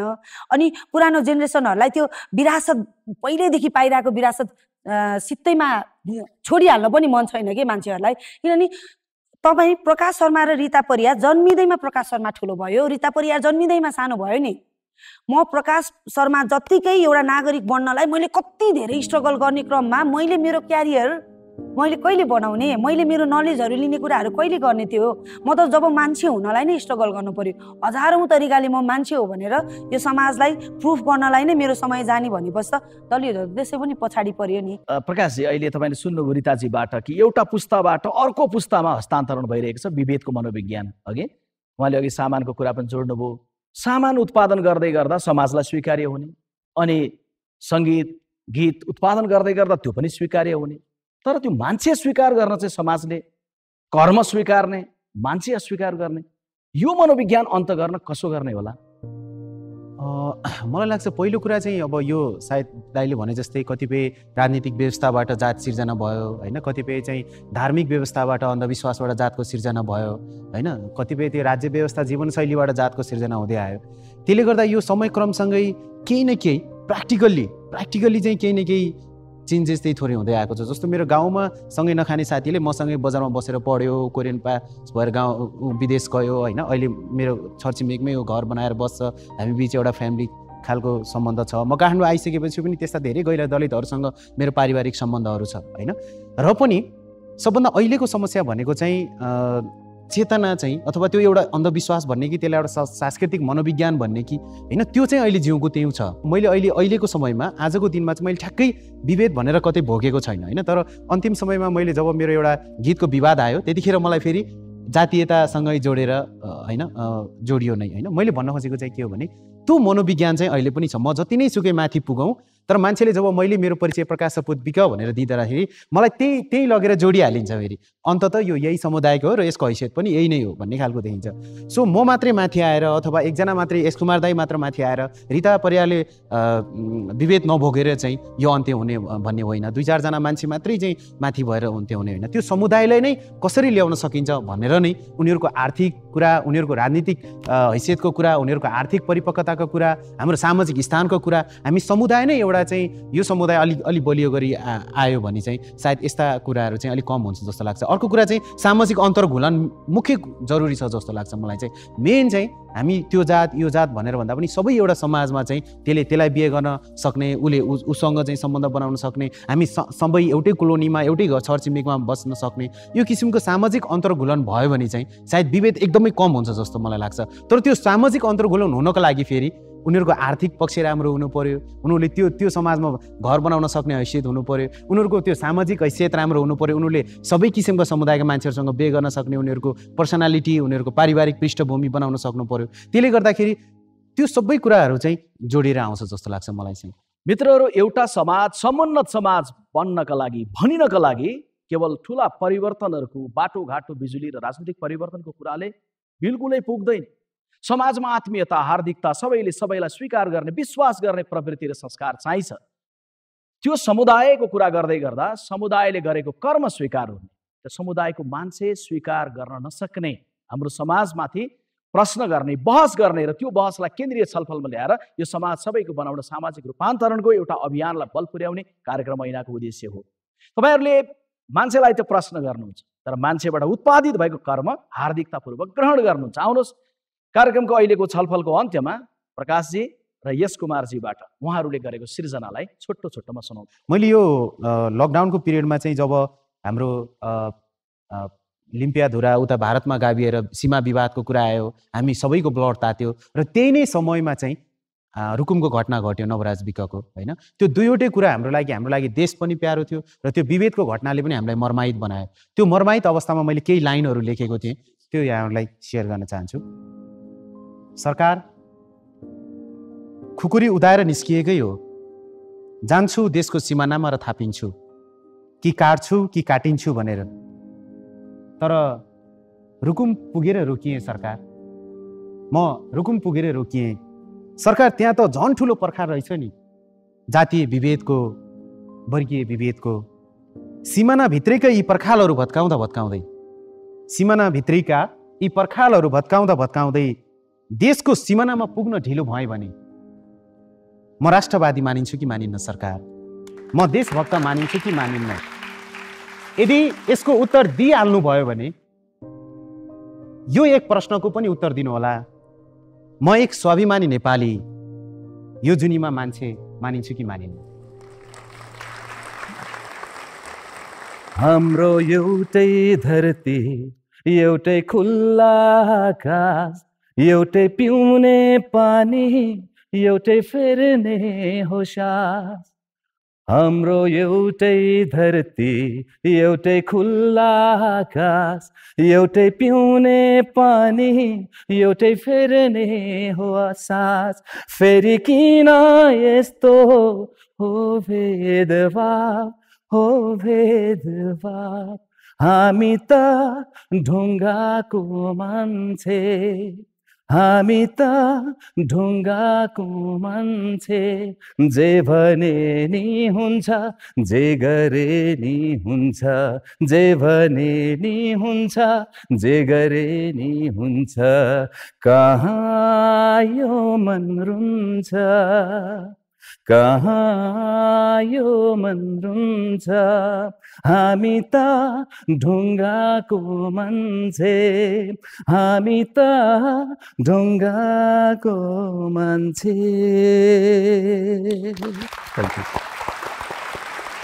कलाकार भनिरहँदै गर्दा गहना भनेर भन्ने चलन छ, तर हामी गहना होइन गौरव भन्छौँ। गहना त खुइलेर जान्छ, गहनाको त मूल्य हुन्छ, गौरव बहुमूल्य हुन्छ।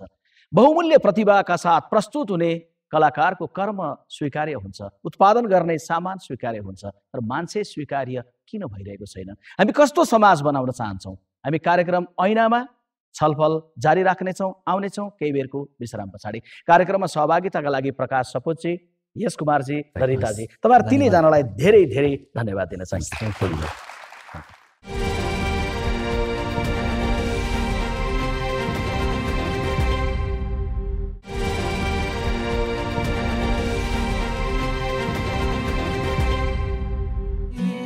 यो देश ठुलो ऐना हो, नियाली जातको अभिमान अचम्मको छ, यसले आफैले जन्माएका सन्तानलाई समेत आफ्नो देख्दैन। रगतको सम्बन्धले पनि जातको पर्खाल नाग्न सक्दैन। हिजोसम्म आँखाको नानी भनेको छोरी नि जब दलित समुदायका युवकसँग विवाह गर्छन् नि, छोरी रहन्। त्यस्तै एउटा कथा हेरौँ, याम कला आचार्यको, जसले आफ्नो पिताजीको मृत्युपछिको संस्कार गर्न प्रहरी गुहार्नु पर्यो। 2066 सालमा इलाम दानाबारीकी यामकला आचार्यले सोही ठाउँका रत्नबहादुर विश्वकर्मासँग भागी विवाह गरिन्। ब्राह्मणको छोरीले दलित युवासँग विवाह गरेपछि 100 मिटरको दूरीमा रहेको माइती पनि टाढा भयो। दलितसँग बिहे गरेकै कारण माइतीले आफ्नो काजक्रिया नै गरिसकेको बताएपछि यमकलाको मन साह्रै रोयो। मैले त जति पीडा भोगे, अब यो भन्दा पछिल्लो पिँढीहरूलाई चाहिँ यस्तो नभोग्नु नपरोस्। बितेको 12 वर्षमा यमकलाका 3 सन्तान भए, तर माइतीको घर एकपटक पनि टेकिनन्। 2077 साल साउन 19 गते बुवाको मृत्युपछि भने यामकलाको मन थामिएन। उनी मृत बुवाको अनुहार हेर्न माइतीको आँगन पुगिन्, तर उनलाई त्यहाँ बस्न दिइएन। मेरो कान्छा काका सेकुवामा उभिरहनु भएको थियो पल्लो छेउमा। उसले मेरो बडाको छोरीले त्यति भनेपछि आएर मलाई हातमा तानेर त घर जा, अहिले केही पनि नभन, त घर जा, भोलि कुरा गर्नुपर्छ भन्नुभयो क्या कान्छा अङ्कलले। तर तेरो पनि बाउ हो, आइज हेर्न पाउँछस् भन्नु भएन, घर जा, भोलि कुरा गर्नुपर्छ भन्नुभयो। अनि मैले उहाँलाई भन्दै कि अङ्कल तपाईँ म बाउको सम्पत्ति माग्न आएको हो र अंश माग्न आएको र भोलि कुरा गर्नु कि मेरो बाउ होइन भने देखाइदिनु मेरो बाउ को हो, मै जान्छु खोज्दै भने। त्यसो भन्दा पनि मलाई अङ्कलले घर जा भन्दै घर पठाउनु भयो। बुवा बितेको दिन यामकला दाह संस्कार गरिएको खोलामा पनि पुगिन्, तर बुवाको मुहार देख्न पाइनन्। यामकला र उनका श्रीमानको चाहना अरूको निजी मामिलामा हस्तक्षेप गर्ने थिएन, तर जातको नाममा विभेद गर्ने, अरूको भावनालाई चोट पुर्याउने काम नहोस् भन्ने मात्र थियो। 2-4 शब्द कि हामीले पनि अँगालो मारेर बोक्नु पाउनुपर्छ, अँगालो मारेर रुनु पाउनुपर्छ, बाउलाई चाहिँ बोकेर खोलामा लगेर चाहिँ आगै लाउनु पाउनुपर्छ भन्ने माग हाम्रो पनि थिएन। एउटा गाउँघरको परम्परा होला, त्यो हामी पनि स्वीकार्छौँ। तर परैबाट हेरेर आफ्नो तरिकाले काजक्रिया गर्नु पाएको भए त समस्या केही पनि थिएन। उहाँले मलाई वहीँ गएर क्रिया गर्नुपर्छ भन्ने हाम्रो माग पनि होइन। फेरि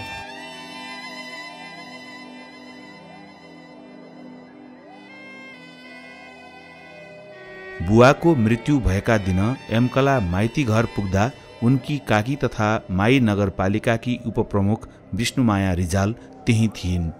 नगरपालिकाको न्यायिक समितिको संयोजक काकीले समेत विभेदको विरुद्धमा नबोलेपछि यामकलाले न्याय माग्दै अदालतमा मुद्दा नै दायर गरिन्। मेरो परिवारै हो, ठ्याक्कै मेरो जेठाजुकै छोरी हुन्। मैले सम्झाउन त म मध्यस्थकर्ता गर्न मात्रै सक्ने, मैले जबरजस्ती लगेर त्यहाँ राख्न त कुनैले पनि सक्दैन नि। अरू मैले गर्ने भूमिका मैले गरेँ। मैले पार्टी प्रतिनिधि पनि बोलाएँ, सहीलाई पनि बोलाएँ। भरे अन्तिममा जेठाजुको परिवारलाई सम्झाइसक्दा हुन्छ, तपाईँ बोलाउने भने बोलाउनु, यति बेर यस्तो भएको थिएन हुन्छ भनिसकेपछि मैले उहाँहरूलाई बोलाएर बोलाउन पठाउँदा उहाँहरूले उल्टो अर्थ लगाइदिनु भयो क्या। उल्टो चाहिँ बहिनीलाई जान नदिने, अलिकति चाहिँ तोडमोड गर्ने कुरा चाहिँ उहाँहरूले बाट भयो। अन्तर्जातीय विवाह गरेकै कारण यामकलाले पाइले पछि अपमान र विभेद सहनु परेको छ। उनी आफूले भोगेको जस्तो तिरस्कार र विभेद अरूलाई नपरोस् भन्छिन्। यामकलाले हिन्दू धर्मअनुसार गरिने पिताजीको अन्तिम संस्कारमा दलित समुदायको युवकसँग विवाह गरेकै कारण सहभागी हुन पाउनु भएन। हिन्दू धर्मका अनेक कर्मकाण्डमा दलित भनेर अछुत मानिँदै आइयो, तर हिन्दू धर्मकै आस्थाको केन्द्र मानिने मन्दिरमा दलितले प्रवेश समेत नपाउने नियति बदलिँदै गएको उदाहरणहरू छन्।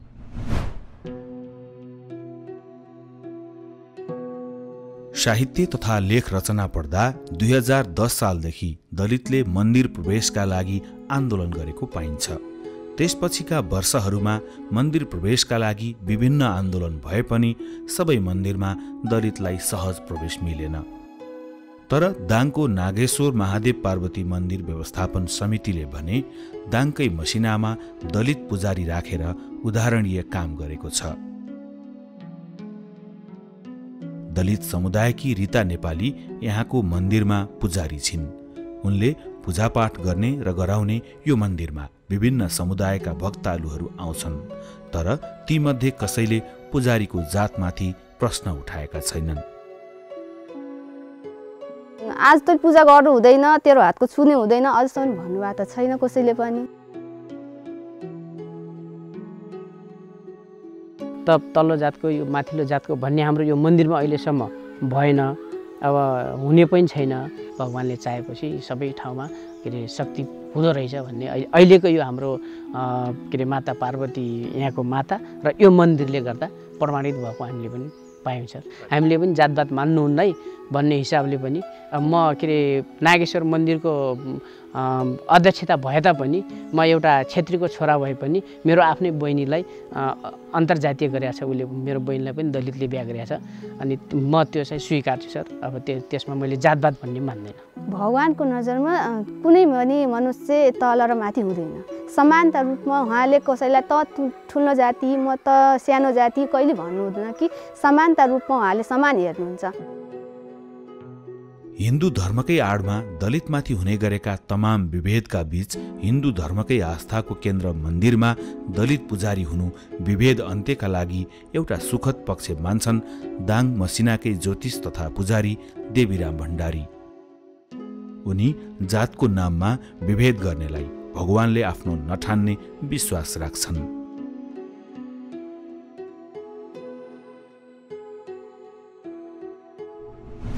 कार्यक्रम ऐनामा हामी पीडाको अँध्यारो मात्रै हेर्दैनौँ, परिवर्तनको उज्यालो पनि हेर्छौँ। त्यो गाउँको नाममा एकचोटि सबैलाई सम्मान गरिदिन मन्जुर गर्दछु। जातीय विभेद तथा छुवाछुत मुक्त नेपाल घोषणा भएको 1 दशक नागिसक्यो, तर पनि जातका आधारमा बहिष्कार, विभेद र दुर्व्यवहार भइरहेका छन्। कागजमा मुक्त मान्छे वास्तविक अर्थमा मुक्त कहिले होला? किन जातीय विभेदको जरो उखेल्न हामीलाई गाह्रो भइरहेको छ? आउनुहोस् डाक्टर सञ्जीव उप्रेतीसँग यस बारेमा संवाद गरौँ। प्राध्यापक डाक्टर सञ्जीव उप्रेती।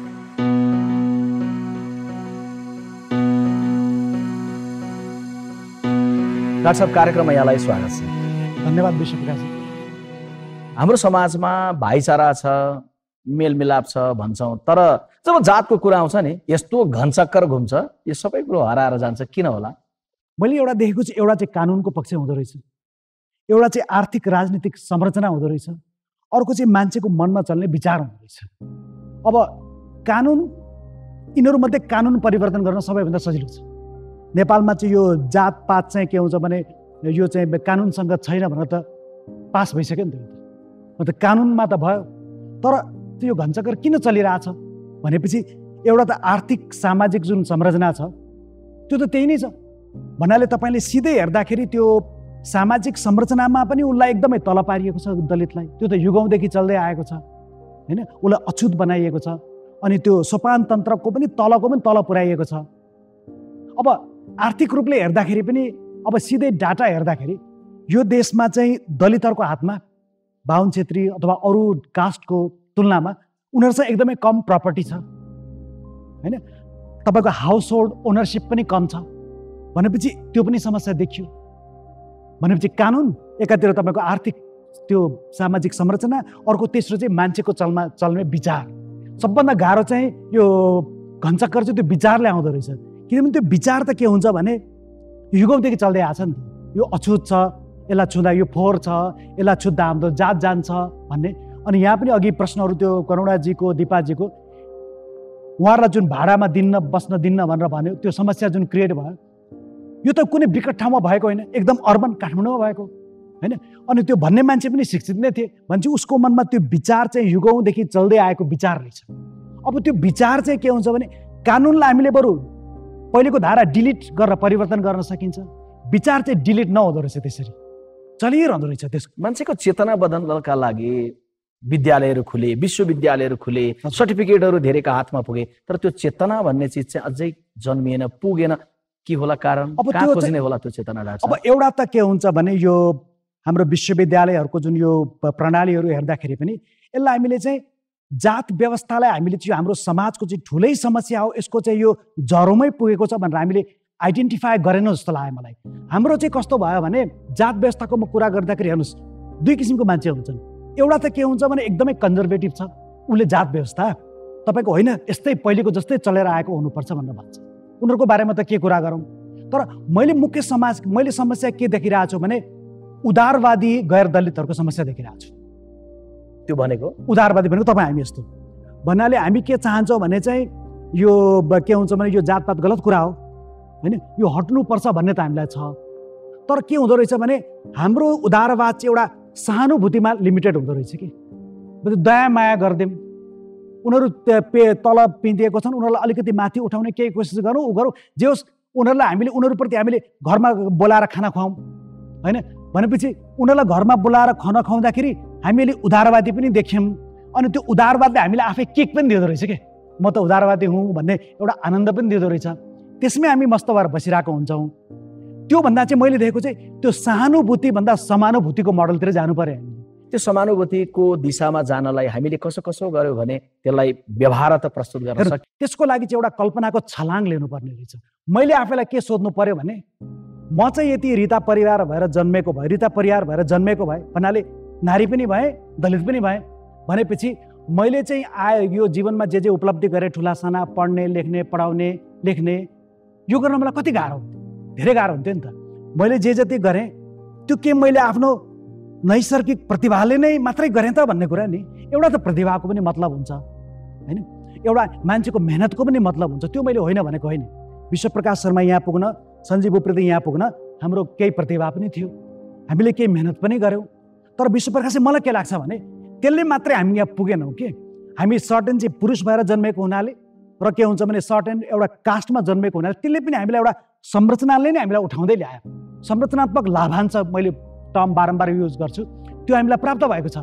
अनि त्यो हिसाबले हरेक गैर दलितले अब त्यो जेन्डरको कुरा गर्दा पुरुषले पनि सोच्नुपर्छ, म यदि पुरुष नभएर नारी, गैर दलित नभएर दलित भएको भए मैले जे गर्ने यो कुरा गर्नको लागि मलाई कति गाह्रो हुन्थ्यो होला। यदि तपाईँले इमान्दारीपूर्वक यदि आफूलाई यो प्रश्न सोध्न थाल्यो भने त्यो समानुभूति आफै विकसित हुन्छ जस्तो लाग्छ। जातले जकडेको चित्रहरूको बारेमा थोरै जाउँ न डाक्टर साहब, कहाँ कसरी कसरी जकडेको पाउनुहुन्छ?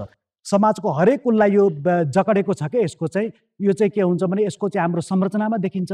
तपाईँले पोलिटिकल पार्टी, तपाईँ आफै पोलिटिकल काङ्ग्रेसमा, एमालेमा, अरू पार्टीहरूको केन्द्रीय समितिमा कतिजना दलितहरू छन्, मिडियामा कतिजना दलितहरू छन् होइन, बिजनेस हाउसेसहरूमा कतिजना दलितहरू छन्। अनि दलितहरू छन् भने पनि उनीहरू टोकनको रूपमा छन् कि भनेपछि समाजको हरेक क्षेत्रमा, हरेक इन्स्टिट्युसन्सहरूमा सबैतिर छ। अनि एउटा समस्या मैले विश्वप्रकाशजी के देखेको छु भने हाम्रो राजनीतिक पार्टीहरूले, काङ्ग्रेसले पनि कम्युनिस्टले पनि, यो देशमा चाहिँ के हुन्छ भने यो जात व्यवस्था चाहिँ हाम्रो समाजको एउटा इन्टिग्रल प्रब्लम रहेछ भनेर हामीले पहिचान गर्न सकेन जस्तो लाग्छ मलाई। जात व्यवस्था चाहिँ संरचनाको कुना कुनामा छिरेको रहेछ, हाम्रो इन्स्टिट्युसनहरूको कुना कुनामा छिरेको रहेछ भनेर त्यो राजनीतिक दलहरूले र अरू वैचारिकहरूले जसले उ गरिरहेको थिए, जसले लोकतन्त्रको कुरा गरिरहेको थिए, जसले साम्यवादको कुरा गरिरहेको थिए, उहाँहरू यसमा चाहिँ यसको यो कुरालाई उहाँहरूले त्यति विश्लेषण गर्न सक्नु भएन भन्ने चाहिँ जस्तो मलाई लाग्छ। हामीले मुकेश मल्लिकको कथा पनि हेऱ्यौँ, रामजी रामको कथा पनि हेऱ्यौँ, विद्यालयमा पनि मेडिकल कलेजमा पनि यस्तो विभेद छ कि हाम्रो शिक्षाको प्रणालीमा पद्धतिमै पनि खोड छ। मलाई लाग्छ त्यो कुनै न कुनै रूपमा खोड छ। स्कुलदेखि नै हामीलाई सिकाइनु पर्थ्यो नि त, यो त एकदमै अमानवीय कुरा हो, गलत कुरा हो भनेर जुन सिकाइनु पर्ने थियो त्यो लेभलको हामीलाई सिकाइएन। अब जब सिकाइयो, सिकाउँदा पनि के हुन्छ भने तपाईँको चाहिँ त्यो के त्यही उदारवाद र दया मायावाला मोडल सिकाइयो कि हामीले। तपाईँले चाहिँ दलितहरूलाई दया माया सहानुभूति गर्नुपर्छ, दया माया गर्नुपर्छ, त्यो भएछ तपाईँ पनि राम्रो व्यक्ति भनेर त आफूलाई पनि एउटा रमाइलो लाग्ने होइन। त्यो मोडलभित्र म आफै पनि कति समय म चलिरहेँ, किनभने त्योभन्दा बाहिरको मोडल मलाई थाहै थिएन, मैले बुझेकै थिएँ। अनि जब मैले आफैलाई अप्ठ्यारो प्रश्न सोध्न थालेँ नि होइन, अहिले मैले यहाँ पुग्नु, यदि म दलित भएको भए मैले यो काम गर्न सक्थेँ त, किनभने मभन्दा धेरै प्रतिभाशालीहरू मान्छे मैले देख्छु यो समाजमा। अनि म आफ्नै प्रतिभाको कारणले गर्दा नै मैले जे गरेँ त्यो गर्न सकेको होला, केही हदमा त होला, केही त मेहनत पनि गरियो होला। तर त्यो संरचनाले नै गर्दाखेरि सर्टेन कास्टको मान्छेलाई माथि उठ्न सहिलो हुँदो रहेछ। अर्को त पिँध परेको परेछ। अब केही अपवादहरू हुन्छन्, हेर्नुहोस्, एकदमै कोही मान्छे एकदमै ट्यालेन्टेड छ भने दलित समुदायबाट आएर पनि उसले गर्न सक्छ। तर अपवाद भनेको त अपवाद हो। अपवादको हिसाबमा हामीले होल जेनरलाइज गऱ्यौँ भने त हामी त ठुलो भड्कालामा पर्छौँ होइन। भन्छ यो कुराहरू चाहिँ तपाईँको शिक्षाको लेभलमा पनि त्यति हामीले प्रष्ट छैनौँ, थिएनौँ र अहिले पनि हामी भइसकेको छैनौँ। अनि विभेदको घटनाहरू हुँदै गर्दाखेरि एउटा त चेतनाको पाटोको विषयमा हामी गयौँ, अर्को चाहिँ घटना भइसकेपछि न्याय प्राप्त गर्नलाई राज्यले, कानुनले जुन प्रकारले चाहिँ हामी छौँ भन्ने हुन्छ नि, त्यो दिन नसकेको कुराको दोष कति देख्नुहुन्छ? त्यसलाई कुन रूपमा सम्बोधन गर्न सक्ने बनाउने भन्ने लाग्छ? कुनै चाहिँ जस्तो रुकुम हत्याकाण्ड होइन, दलितहरूको त युवाहरूको हत्या भयो नि त, दलितहरूको बारम्बार चाहिँ हत्या भइरहेछ, बारम्बार चाहिँ दलित किशोरीहरूको युवतीहरूको रेप भइरहेछ। अनि त्यो रेप भइसकेपछि हत्या भइसकेपछि न्याय खोज्न मान्छे कहाँ जान्छ? मान्छे कि पुलिसमा जान्छ कि त कुनै न्यायिक कुनै के अरे अङ्गमा जान्छ, कोर्टमा जान्छ होइन। अब कोर्टमा गएपछि उसको न्याय अथवा कानुन भन्ने कुनै अमूर्त वस्तु त हेर्दै कानुनदेखि नै त्यस्तो कानुनैसँग त भेट हुँदैन नि उसको त व्यक्तिसँग भेट हुन्छ। त्यो व्यक्तिको भन्दाखेरि त्यो व्यक्ति धेरै जसो के देखिन्छ भने प्राय त उनीहरू गैर दलित कास्टका हुन्छन् होइन। अनि अर्को चाहिँ भने चाहिँ आर्थिक संरचना, त्यो संरचनामा उनीहरू माथि पुगेको मान्छेहरू हुन्छन् त्यहाँ एक। दोस्रो चाहिँ उनीहरूको मनमा पनि त्यही विचार चलिरहेको हुँदो रहेछ, यो चाहिँ के हुन्छ भने यो चाहिँ दलित भनेको अछुत नै हो, अब अलि हामी लिबरल त हुनुपर्छ होइन, तर अछुत हो इत्यादि भनेर त्यो चलिरहेको हुन्छ उसको दिमागमा। भनेपछि के हुन्छ भने त्यो कानुनको कुरा त्यसैले आफैमा एउटा इन्डिपेन्डेन्ट डोमेन कानुन होइन। कानुन तपाईँको आर्थिक राजनीतिक संरचनासँग जोडिएको छ, त्यसैले कानुन, आर्थिक राजनीतिक संरचना र तपाईँको वैचारिक, यो तीनटा टाउका हुन् कि हाम्रो समाजको, एउटा पितृसत्तात्मक जातवादी समाजको तीनटा टाउका भए। तपाईँले कानुन त हल गर्नुभयो, एउटा टाउको त काट्नुभयो, तर संरचना त्यही छ होइन। मान्छेको मनमा चल्ने विचार पनि त्यही छ भनेपछि त्यो जाँदै नजाँदो रहेछ। त्यसैले त्यसको एउटा समस्या मैले त्यो पनि देखिरहेको छु। त्यसो भए त्यो नीति त कागजमा वर्षौँ अगाडिदेखि लेख्दै आयौँ, त्यसलाई अब व्यवहारमा ल्याउनका लागि राज्यलाई सुझाव दिँदा के भन्नु? दलित समुदायमाथिको अहिलेको जुन उत्पीडन अहिले मात्रै भएको होइन नि त, युगौँदेखि चल्दै आएको छ। युगौँदेखि चल्दै आएको हुनाले त्यसको चाहिँ इन्टेन्डेड अनइन्टेन्डेड त्यसको चाहिँ परिणामहरू मान्छेको जीवनमा अहिलेसम्म परिरहेका छन्। भनेपछि यो राज्यले चाहिँ के हुन्छ भने दलित समुदायलाई क्षतिपूर्ति सहितको चाहिँ उनीहरूलाई के अरे सम्मान गर्नुपर्छ एक, र अर्को कुरा चाहिँ के हुन्छ भने यो जात व्यवस्था चाहिँ समूल यसको अन्तै गर्नुपर्छ, निर्मूल गर्नुपर्छ। आर्थिक राजनीतिक सामाजिक संरचनामै उहाँहरूलाई माथि ल्याउनु पर्यो कि। अब भनौँ दलितको हातमा प्रपर्टी हुनु पर्यो होइन, दलितहरू लिडरसिपमा हुनु पर्यो, पोलिटिकल पार्टीको केन्द्रीय समितिमा हुनु पर्यो होइन, मन्त्री हुनु पर्यो, प्रधानमन्त्री हुनु पर्यो। त्यो मोमेन्ट चाहिँ महत्त्वपूर्ण विचारको लागि म धेरै धन्यवाद दिन चाहन्छु। जातीय विभेदको अन्त्य एक दिन अवश्य हुन्छ, तर कहिले? जातीय विभेदबाट मुक्त भएको आफ्नै आत्मीय आँगनमा हामी कहिले बसौँला? आउनुहोस् जमेर बहस सुरु गरौँ। जातीय विभेदको अथाह व्यथालाई केन्द्रमा राखेर हामी आगामी एपिसोडमा पनि छलफल गर्नेछौँ। तबसम्मका लागि कलाकार सुरज मल्ललाई आजको एपिसोडमा नाट्य प्रस्तुतिको लागि आग्रह गर्दै म बिदा लिन चाहन्छु। नमस्कार।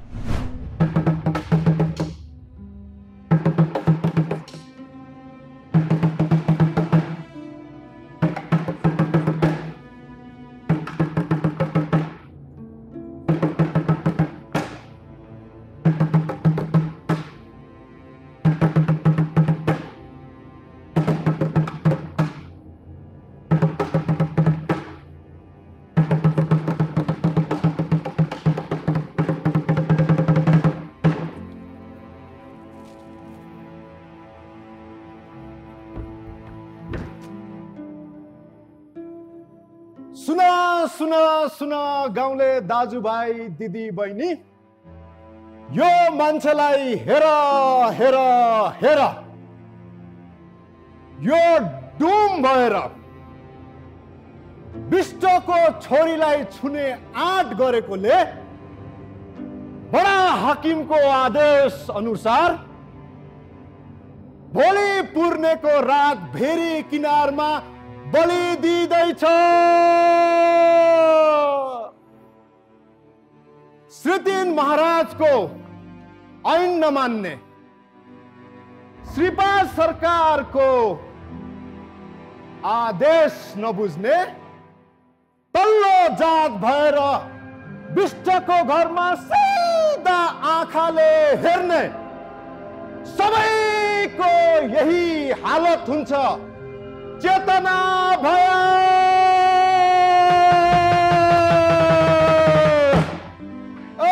कान्छे, भेरीमा डुबेका साथीहरू चरा बनेछन् है, हेर हेर आफ्नो आकाश। होइन होइन कान्छी, मायामा मरेका मान्छेहरू त तारा पो हुन्छन्। झार्ला है झार्ला तेरो काजीले बन्दुक पड्काएर आकाशका ताराहरू। होइन कान्छी, यो त बौला बौला कुरा गर्छ त के भएको यसलाई? नबौलाई के गर्नु हो? सबै नदी नै रातो भएपछि होइन कान्छी, झरी आउँदैछ भन्दै यसलाई रातो निख्रेपछि निलो भइहाल्छ नि, के को टेन्सन? तानसेन घमाइलो भनेर बस्ती भयो कान्छी। यो त परार साल यसको मितलाई रुखा झुन्डाउँदा नि निर्मायकै गीत गाएर बसो। अरे गीत गाइएन भने त मरिन्छ नि हो, होइन त कान्छी? सहरमा मितको लास अस्पतालमै छ, अहिले पनि गीतै गाएर बस्छ।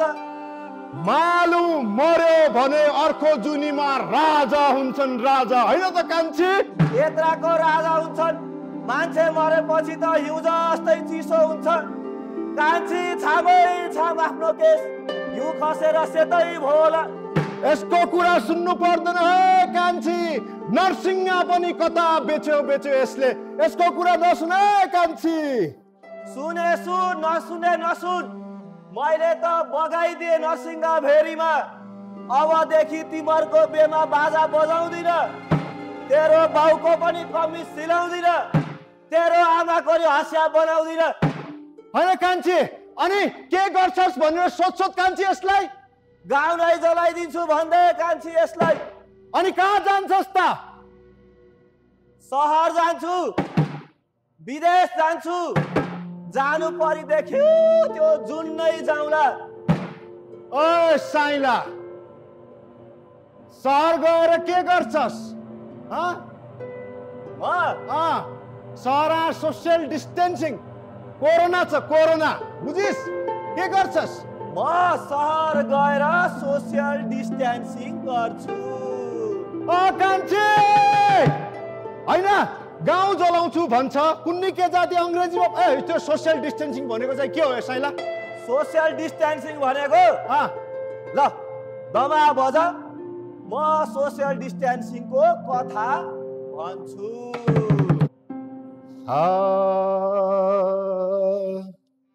साइला बरै लैला बरै बगीमा जाऊँ कि उत्रीमा जाऊँ, भेरी किनार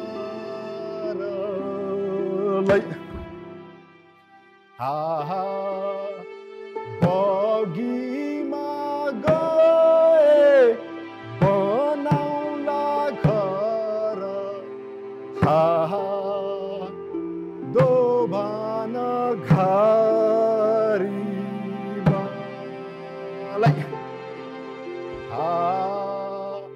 उत्रीमा गए मिठुरी भनी, मै पनि माया मारमला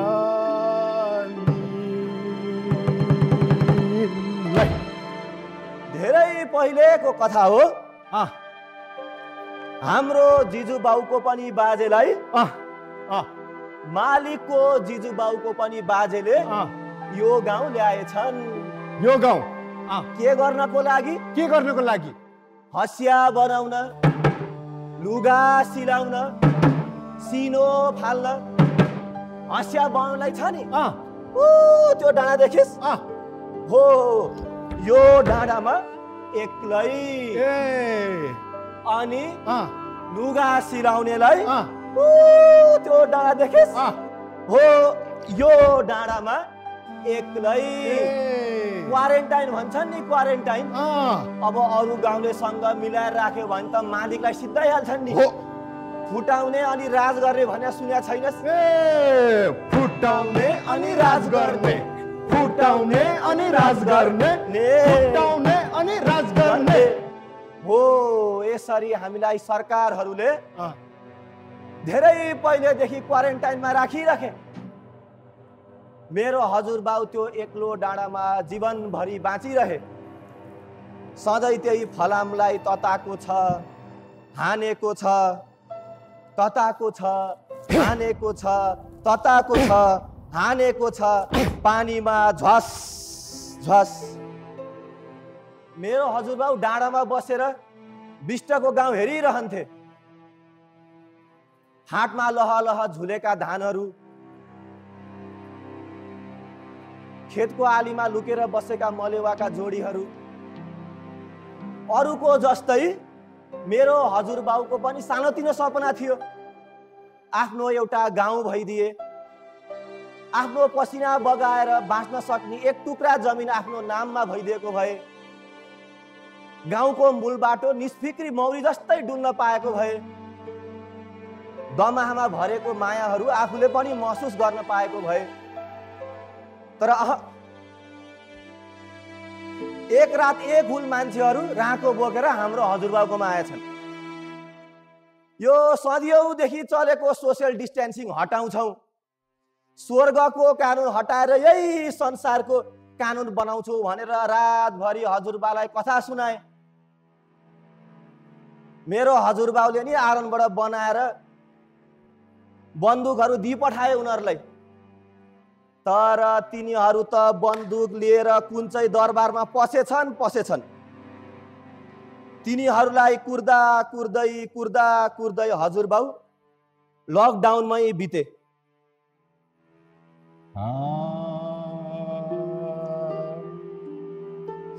यो जिन्दगीमा माया नभेटे, कुरीमा जाउँला, सागरैमा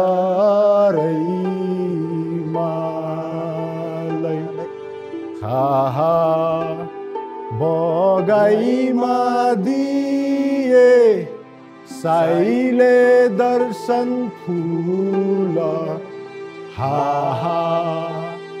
पसीमा जान्थे हे भङ्गालोमा।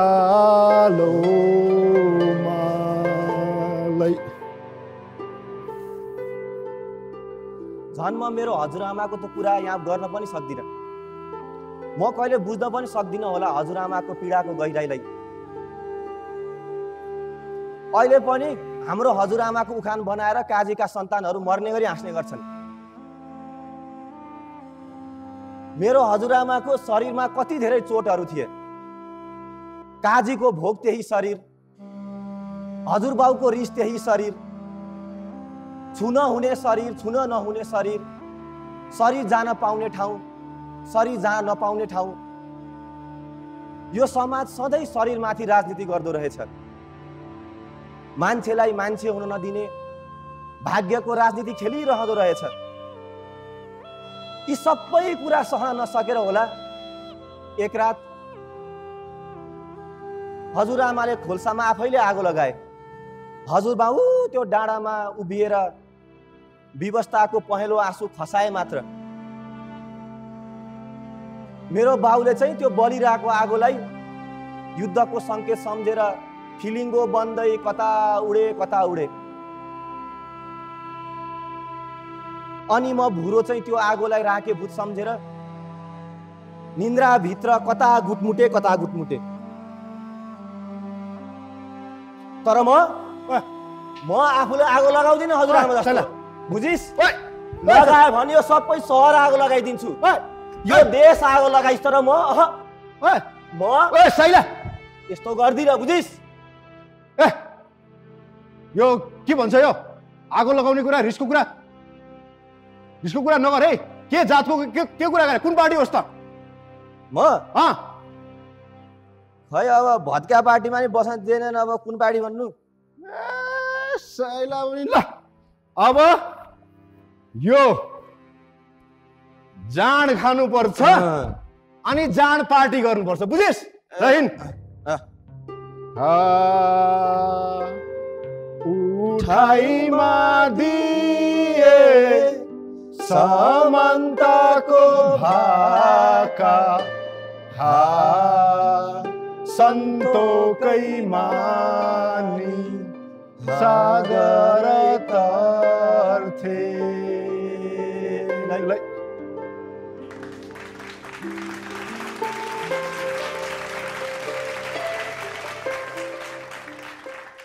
The Horizon Multimedia को प्रस्तुति Global IME Bank presents ऐना in association with Chaudhary Foundation, powered by ING Group. Title sponsor Global IME Bank, सबैका लागि bank. In association with Chaudhary Foundation, powered by ING Group, transforming lives through education. Co-sponsored by Machapusri Bank Limited, Sabal, Utkrishta, एवं विस्तारित. Supported by 2 PM noodles, lights are awesome. Fueled by PLO Lubricants, an ISO certified company. Education partner Expert Education and Visa Services. Rely on Expert. Remittance partner City Express Money Transfer. जहाँ नेपाली त्यहाँ City Express.